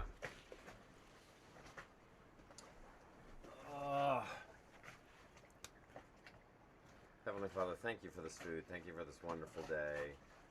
Thank you for keeping me safe while diving. Yay, he's incredible safe. Experiences. Yay. And thank you for this unbelievable woman. Yay, me. Who is so caring and fun and loving and beautiful and Aw. hopeful and wonderful. Go on. And, God told me to tell you to go on. and I eat like a king. Yay. And like life is just so good, and I love having her here with me on this amazing adventure. Yay. And we ask for a miracle of healing for her spine. Thank you. And in Jesus' name we pray. Amen. All right, real quick peep at the aquarium. Oh, get off my foot. What are you doing Oh, down no biggins yet, but they're coming. Oh, there's a bigger guy. there? Shark? Yeah, but he's only like 2 feet long. Oh, okay, all right, okay. We got some 2-footers coming. The biggins are coming. The word got out. Uh-huh. The word got out. The lights bring them in. The lights bring them. Pickles, what the hell are you doing? Anyway. Oh, Uncle Steve. It's like sitting on my feet. I don't blame him. The fry sauce is a little goofy today. I'm sorry. I like it. Oh, you do? Mm-hmm. The mayonnaise tastes a little bit weird. Sorry. Pugs. Get your shit together. Stand around. Uncle Steve, be nice to me. How's the standing around going? I've been shitting more and more. What? It just struck me as funny, I don't know.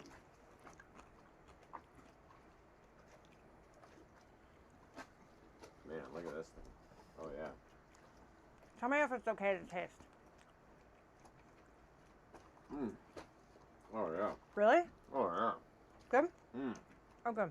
Holy cow, it's fantastic. Okay, because I was worried that there was like chemicals leaking into it. Mm. Oh. Yeah.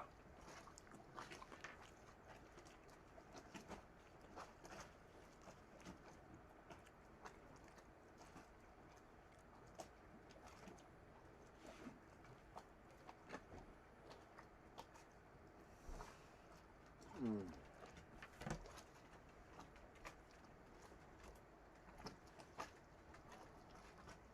What are you doing, Pugs? We're just chilling, Uncle Steve. I don't know. Is it cooked okay? It's all great. Okay. Okay. The fries are awesome. Yeah, I put a little curry powder on them. Oh. I picked up that curry powder Mm. at the supermarket. Burger's thick. Oh, it's like 2 burgers, by the way. Mm-hmm.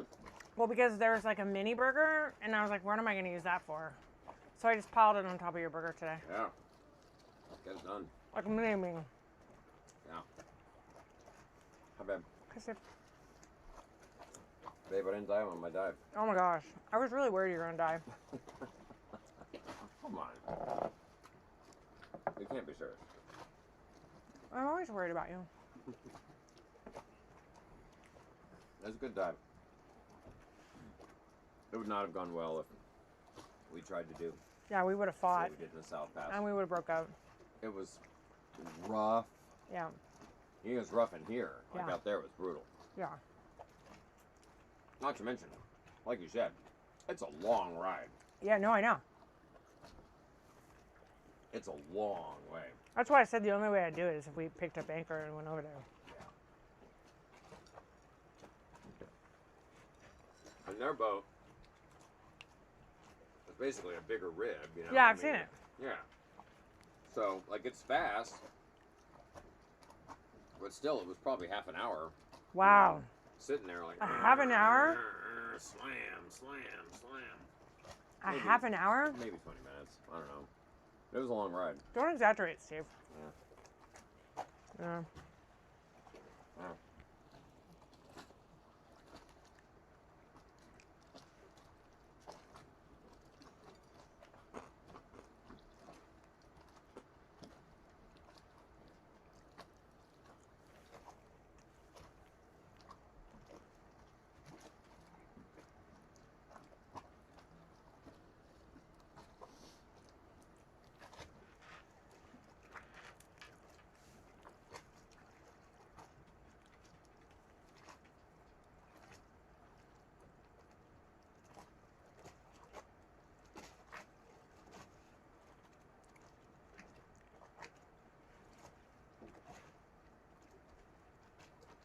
We're going to Tahanea, right? No. I mean, we can. Oh, I just didn't know this.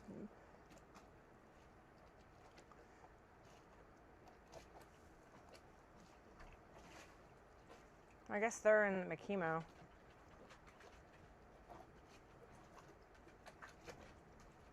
Oh, that's what it is. That boat that we saw, that lagoon, they started following us on Instagram. Who? That boat that we saw, Steve. Oh, that one. No, when we were in Makimo and there was that older lagoon that rolled in, smaller, like the day I think we left. It anchored right next to us in Makimo. Okay. Anyways, Did we talk to them? no. All right. Anywho, I'll follow him back.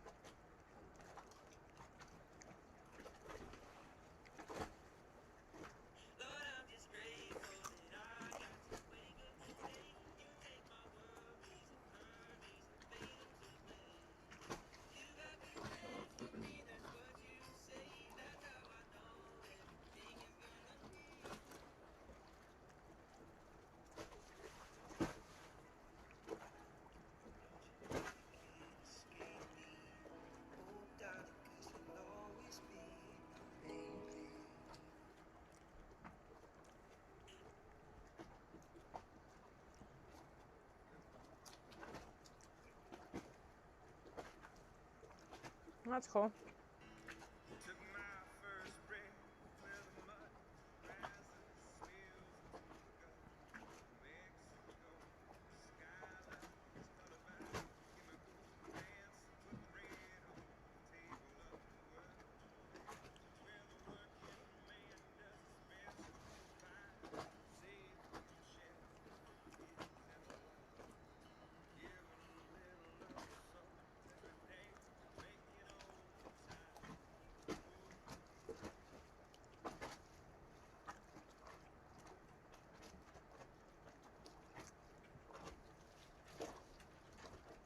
Pugs.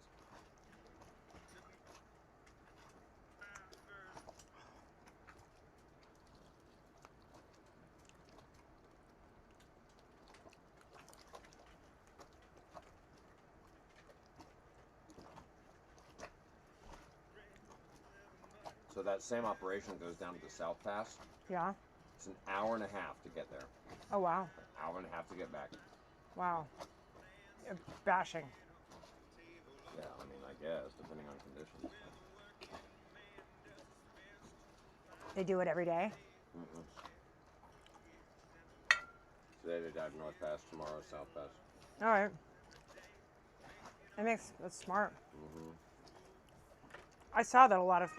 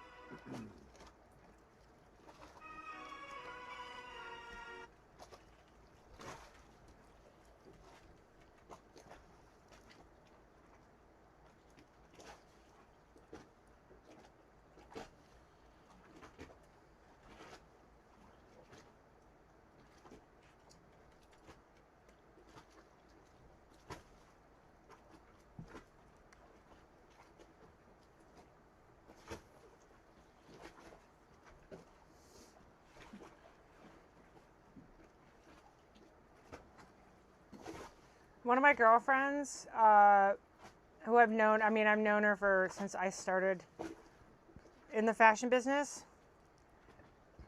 Every outfit that, this new, what is country western star? Her name is Ella Langley. Never heard of her. I knew you wouldn't know who it was, but anyways, she's huge right now. She got the luck of the draw, and she's making every outfit for her. I'm so happy for her. My girlfriend, Bridget. Yeah, you've met Bridget. You met her when we were last March 3rd. Okay. Anyways, you've met her. I've known her forever. She and I both started out in the business at the same time, and she's just been grinding like I did. And she finally, this is her now that's all that this pop star. So she's a country western singer. It's all that she wears is my girlfriend's stuff. She makes, Nice. she takes scarves and makes dresses out of them. Who does that sound like? Yeah. Her vibe and I is very similar. And it's almost like her stylist is trying to make her kind of like a country western Stevie Nicks, but sexy, And it's working for her. It's totally working. Now, this vibe has totally been incorporated into her. It's just, I'm so happy for my girlfriend. Nice. I'm so happy for her. I can't even tell you how happy I am for her. It's That's great. Pickles, what are you staring at? I know you got the good stuff.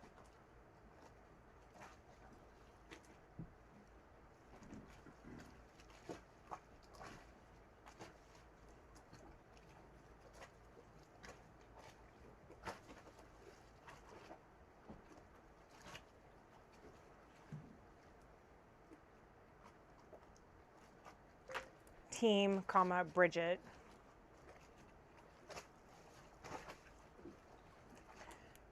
You've worked so hard and are so talented and deserve every single moment of all this success, period. I'm so proud of you, exclamation point.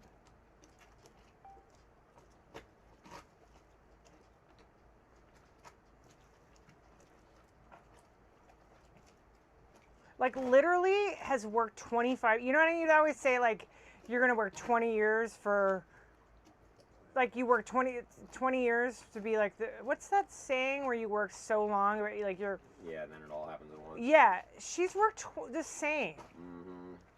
The same. And I'm so happy for her. Her stuff sells. It's not scalable. It's one of a kind.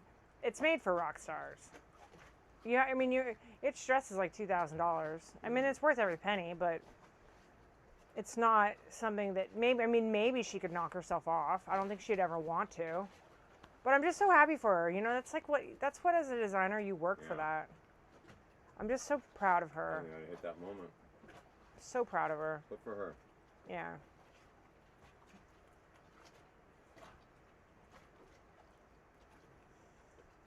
Pickles. Oh, buddy. I know. I love you. We're going to give you another treat. Mommy's got Mommy brought a whole suitcase full of treats for you. And you too, little.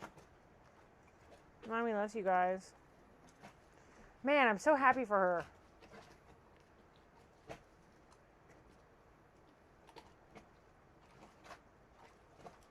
her. The first time I saw her, a month ago, I'm getting emotional because I'm so proud of her. I saw this artist wear Ella Langley. So you met her in March? This March? Last March, the beginning of March. Why do you remember the actual day? We're in Palm Beach. All right. Well, anyways.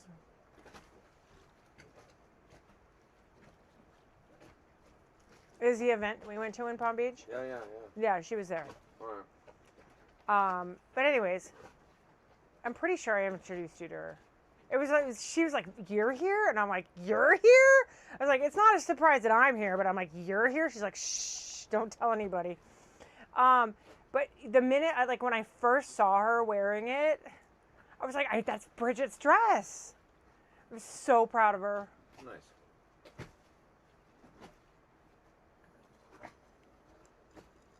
Excellent.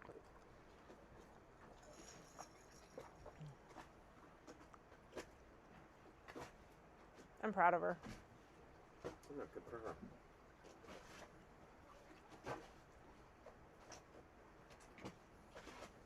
Yeah.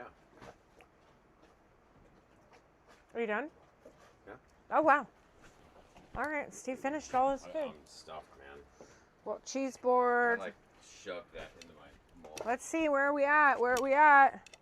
We see any lurkers down there? I see shadows. Can't confirm.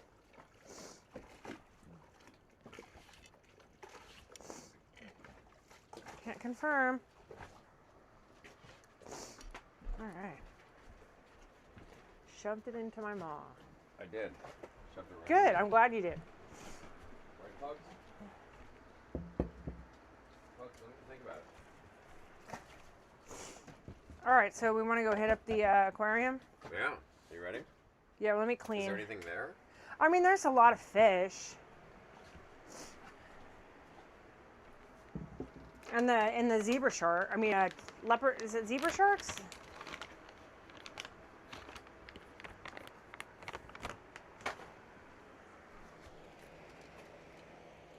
Come here, buddy.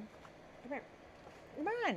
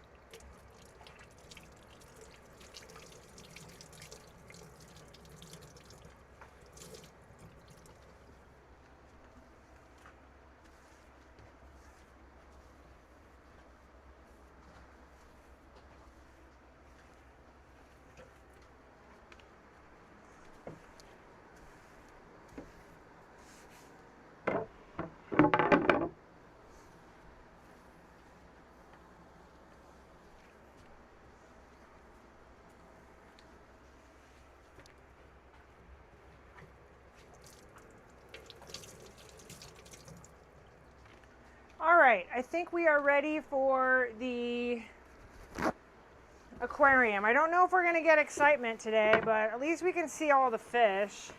I'm praying to get some, praying for some big sharks, but there's no guarantees in Captain Steve's aquarium. It's what nature decides to do.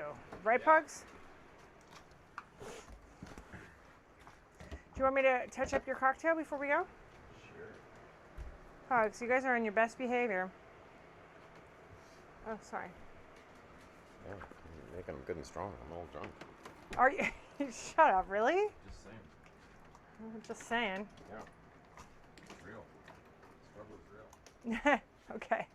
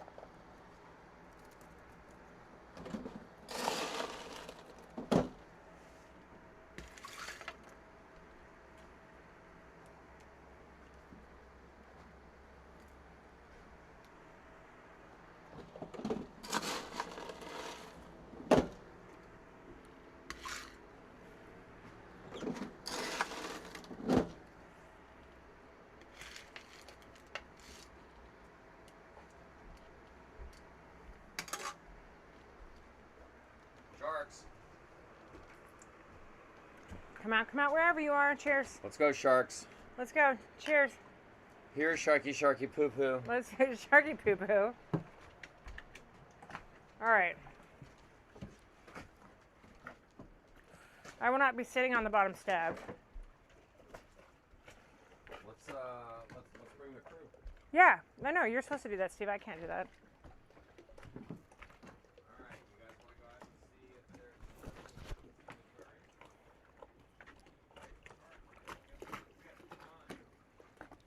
ton of sharks last night. Big ones. And I need to put it up on YouTube. I shot this crazy video where I don't know if we told this story already, but Joshua said he saw it. but Megan was down getting ready for dinner, you know, down below in the cabin. And all of a sudden I heard her say, "Hey, what's banging into the boat? Did you tie the dinghy over there, or what's going on?" And I was like, "No, the dinghy's on the other side." So I walk up on the deck to check on it. It's thousands of these long, skinny blue fish jumping out of the water as they were trying to escape from sharks that were trying to eat them. I'll get the video posted soon enough, but it was insane, bro. I mean, the sharks were like, the water was boiling with sharks, and the fish were literally jumping out of the water, like flying through the air as they were trying to avoid getting eaten by a shark. It was pretty impressive. So far, So we have little fish. tonight looks a little more and tame. you can see underneath the hole over there, the zebra sharks Oh, are yeah. feeding. Hang on, let me Make sure you try that on rig your up body. the phone here so in case I drop it, it No, doesn't we're go not in the dropping ocean. it. Oh. Oh. Hog. Don't even think about it, pug. Don't even think about it, pug. All right. Okay. Then Oh, now there's a good zebra. my wrist strap is securely. So as you can see, oh, there's the zebra shark. That little guy's a zebra shark. He's what eats the crap off the bottom of the boat. Yeah, he's not harm. When I put on scuba gear and go down to clean the bottom of the boat, I'm literally surrounded by those things. They're harmless. But like, I'll be scraping off barnacles and there'll be, I don't know, 20 of those things around me. But there's big shadows. But they are officially sharks. I pushed your glass back so that it wouldn't. Yeah. You're not putting your feet in the water, Steve. I'm sorry. No. Just to say that. There's There's another zebra. Zebra shark. So he's a little guy. I hope the big ones come. Last night, that was a treat. I mean, we had massive. How long would you say the longest shark that we saw last night was? 8 or 10 feet. 8 8 feet for sure. They were big. 8 feet for sure. Maybe 10. Yeah, I actually don't think that's much of an exaggeration. I don't know about a 10-footer, but we had some big ones.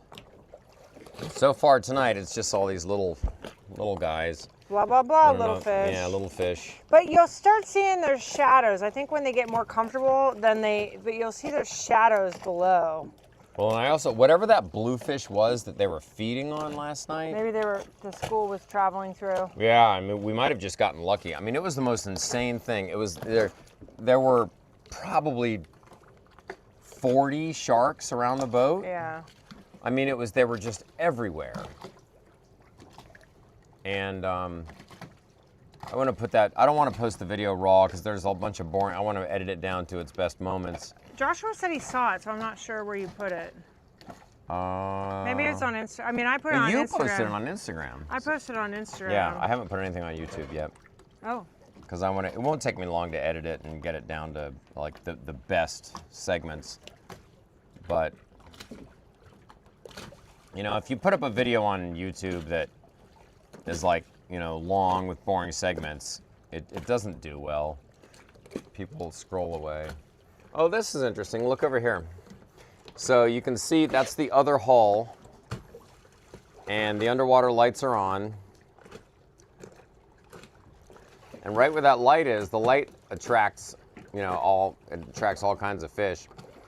And so you can see the zebra sharks and the other fish that are under that hull chomping away. They eat the barnacles and the algae and, oh, I see one. There was one over here. A real shark? Yeah, but it was maybe like 3 feet long. It was a little bit deeper, but I could see that it was it was sparkling. Come on, sharks. Come on, guys. Come on, we're live streaming, sharks. I know. Now that they don't believe that this happens. Yeah. Well, you'll see wait till you see the videos from my dive. I mean, it was How many different types of sharks did you have? Probably 3. Oh. Black tip, gray reef. You see any dolphins? No, no dolphins. So I guess in Eagle Rangaroa, you're going to get dolphins. Good. It's the Blue Lagoon. Because seeing dolphins when you're diving is rare. Yeah. I guess they're all over in Rangaroa. I dived with dolphins in Honduras years ago. That was in the 90s. In the 90s? I know, I feel old. I was still in high school in the 90s. Okay, that's enough of that. Steve, you're only 10 years older than me. Yeah. It's fine. All right. Well, fish. Of course, it's not going to happen. I know. I'm very disappointed we don't have big ass sharks. These little fish, like, all right, that's fine. But fish are kind of a dime a dozen. Sorry, fish. We're just not that interested in you. Yeah. We want the big sharks and the crazy blue crazy fish. Manta ray right now would be rad. A manta would be awesome. What other wild stuff? Hammerhead would be awesome. Yeah, they were joking about seeing a hammerhead today. I didn't believe them. Just like one hammerhead? No, I don't know if there's hammerheads around here. There are in the Galapagos. There's bound to be, but hammerheads tend to school too, so you don't see one. You usually see schools of them. I think it's the only shark that schools. I have to look that up to see if that's true. I'm pretty sure you're correct. I read that. after I went down the rabbit hole of sharks. Because I was like, Steve really enjoys this, and I don't want this to happen. So are we? I love sharks. Sharks are badass. I mean, they're amazing creatures. They're just, you know, efficient killing machines. Fun fact is a shark cannot breathe unless it's swimming forward. So a fish can sit still and pump water over its gills to get oxygen into its blood. A shark cannot. A shark has no ability to pump water over its gills, so it has to be physically moving forward at all times in order to keep its blood oxygenated. Right? Does Shark? it eat those fish? I don't know. He looks like he's chasing trying them. to eat them. Yeah. Get it, zebra shark. Yeah, get it. The funny thing about the zebra shark is that their mouth is on the top of their head. It's the weirdest looking creature.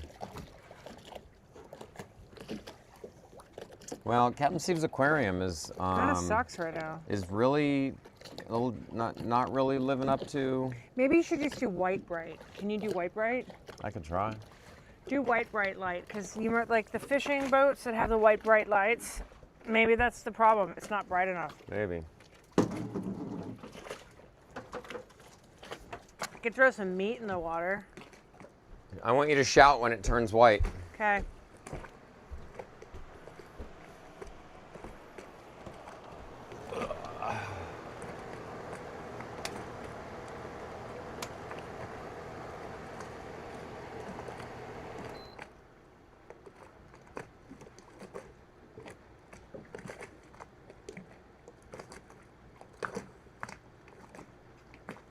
Like, I don't know, because is it supposed to be? Maybe this is white? Because the water's green? I don't know. I mean, now it's blue again. Oh. Now it's blue again.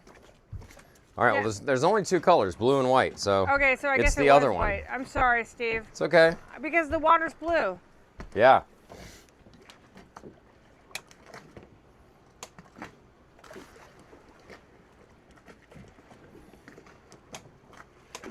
Okay. Okay.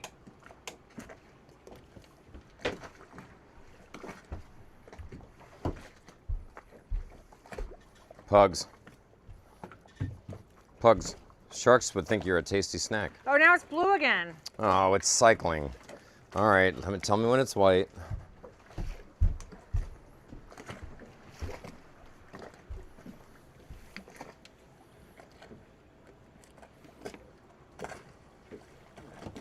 It's blue again. Okay, tell me when it's white.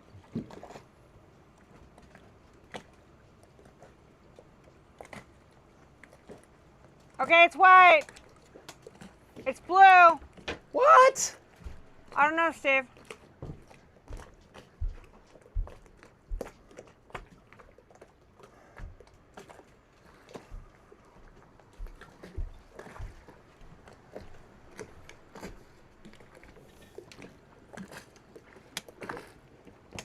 Okay, it's white. Just leave it.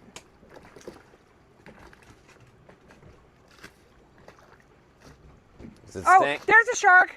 It's is it here. staying- Is it saying white? No, it's a shark. Oh, fuck's sake.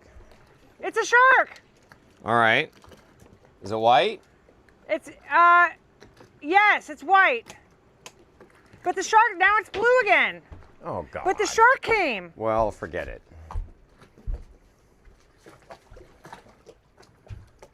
Like, You're flipping it. You should just left it.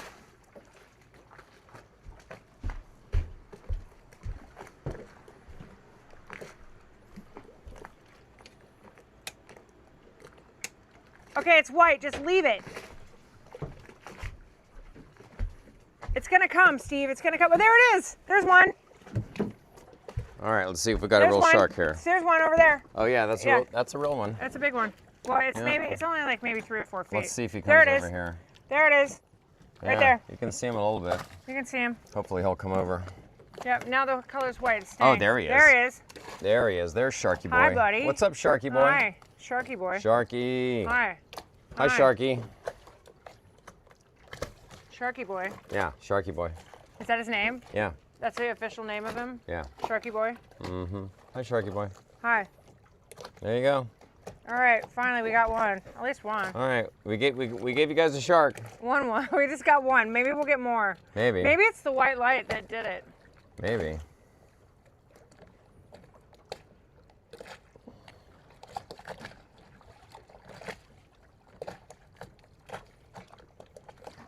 Come on, Sharky Boy, come back. He's coming, Steve. He's coming. He's just... Bring your friends. Yeah. Tell him there's a big party.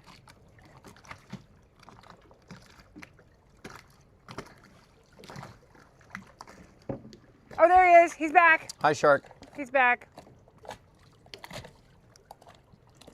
He just needs to get a snack, and he'll tell I know. all, If he he'll gets tell a all his snack- friends. He's like, good eating over here. If we give him There he goes. There he is.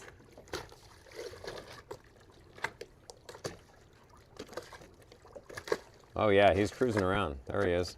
There he is. He's probably 5 feet. Oh, he got excited. Yep, he's getting active. He knows something's happening back here. Mhm. Look at him. He's circling in the same position. That's a gray reef shark.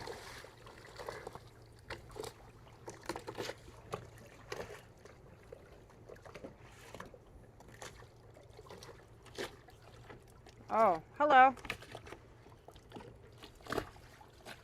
It's not really the most creative name. It's a gray shark. Yeah, no shit.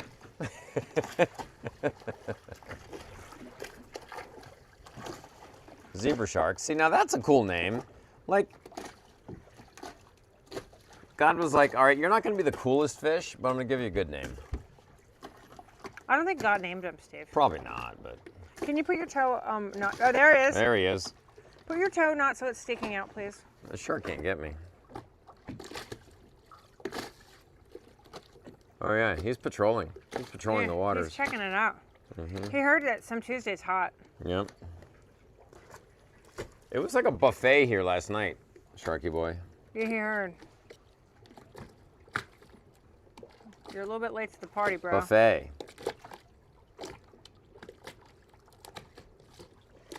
Oh, zebra shark.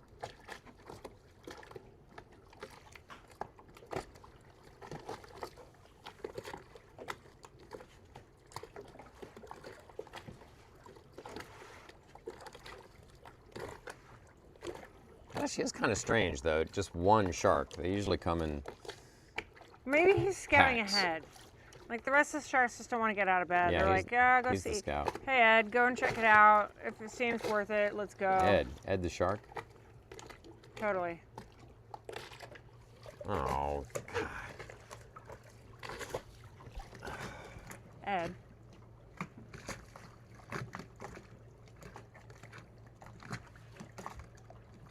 Come on, get back on the damn Wi-Fi. Yeah.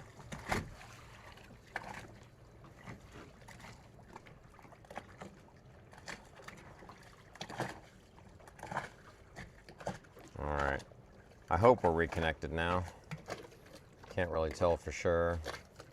I can't believe the Wi-Fi can't make it to the back of the boat. That's obnoxious. It's like 20 feet. I mean, you could turn it on in the dinghy. Yeah, that's. Then I gotta go. Next time, That's Steve. a whole thing. Next time.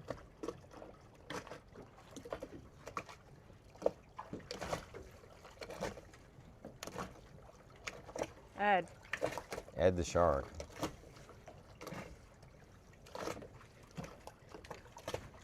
Look how rocky it is here. The dinghy is just like bloop, bloop, bloop.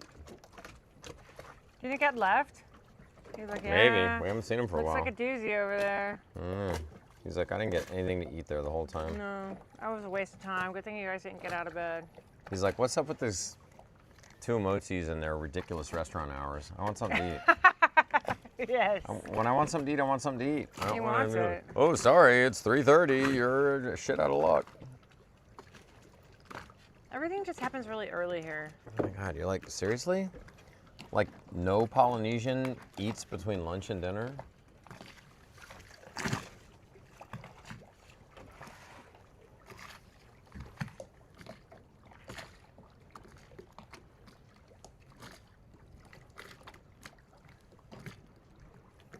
All right, well, We got one. At least we got one shark, but We got the zebras. Captain Steve's aquarium is Kind of lackluster tonight. yeah, Sorry, guys. not really super great this evening. Yeah. And I mean, maybe Did it's you check the all battery before a we did matter all this? of context. Like maybe this is super great, and we're just so used to seeing like tons of sharks that we're like spoiled. I don't know. But I think that everybody online would enjoy seeing lots of sharks. Steve, we're not. It was a next level last night. That was insane. Oh look, zebra shark just got a fish. Wow, how is he picking out that fish and not other fish? Like, why did he pick that fish? That fish was crippled. Okay. And what does he do with like the bones? Just go through them? I don't know. Probably.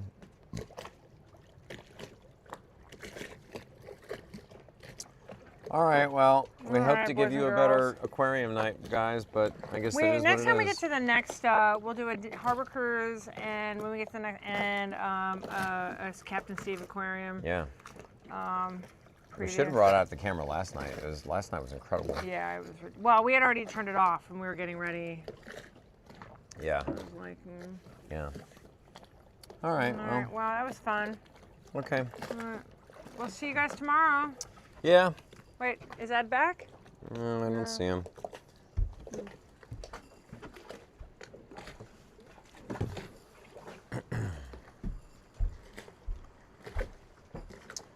All right, boys and girls. Sorry we couldn't get you more sharks. We tried.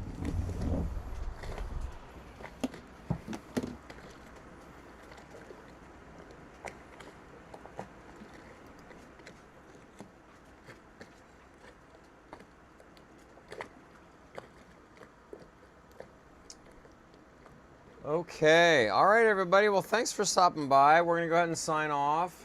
Our batteries are down to 61%, the never-ending battle with electricity. And we will see you all tomorrow. And I wish the aquarium had been better. It's still cool, but honestly, we weren't just talking. Like last night was ridiculous. There were gigantic sharks everywhere. How long is the trip tomorrow? So if we go, it's 60 nautical miles, which will be like 10 hours. And I don't know when we'll do it. We need to go to the fuel dock and fuel up because there's actually a fuel dock here. Like normal people, you can pull in and tie up and fill up your tanks without jerry cans or crazy situations like Nukuhiva. So I gotta take on plenty of diesel, and then we'll see how we feel in the morning if we want to leave. Because if we want to go tomorrow, we'll be motoring all day, and also tomorrow with the winds, the seas, it'll be a rolly trip. And we may or may not want to do that. I don't know. Maybe we wait another day. We'll see. We'll decide tomorrow. But anyway. No plans for when we're leaving tomorrow. I mean, we might not even. We'll decide when we wake up. You know, like, because if we do, there's going to be no wind tomorrow, and the seas are going to be on our beam, and it'll be 10 to 12 hours of rolling, which is uncomfortable. Especially, if you're motoring, you're like, bleh. I might have to get in for the anchor. I don't know yet. Yeah, But I think. there's 100% we're wrapped around because right now, like the anchor is 90 degrees from us instead of in front of us. So we're absolutely, the chain goes 90 degrees around a bommy.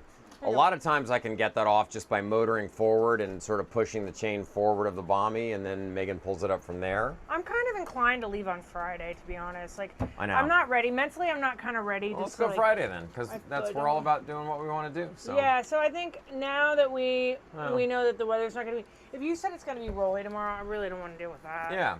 All right, well, let's go Friday then. So Boom. we'll probably leave on Decision Friday. made. Friday. Tomorrow we're going to chill and do boat projects, and maybe We might go to that I'll beach. dive and look at the anchor chain. We I might go don't to the know. beach bar, too. I don't know. Yeah, exactly. So anyway, we'll see you guys in the morning. Thanks, everybody. Love you all. And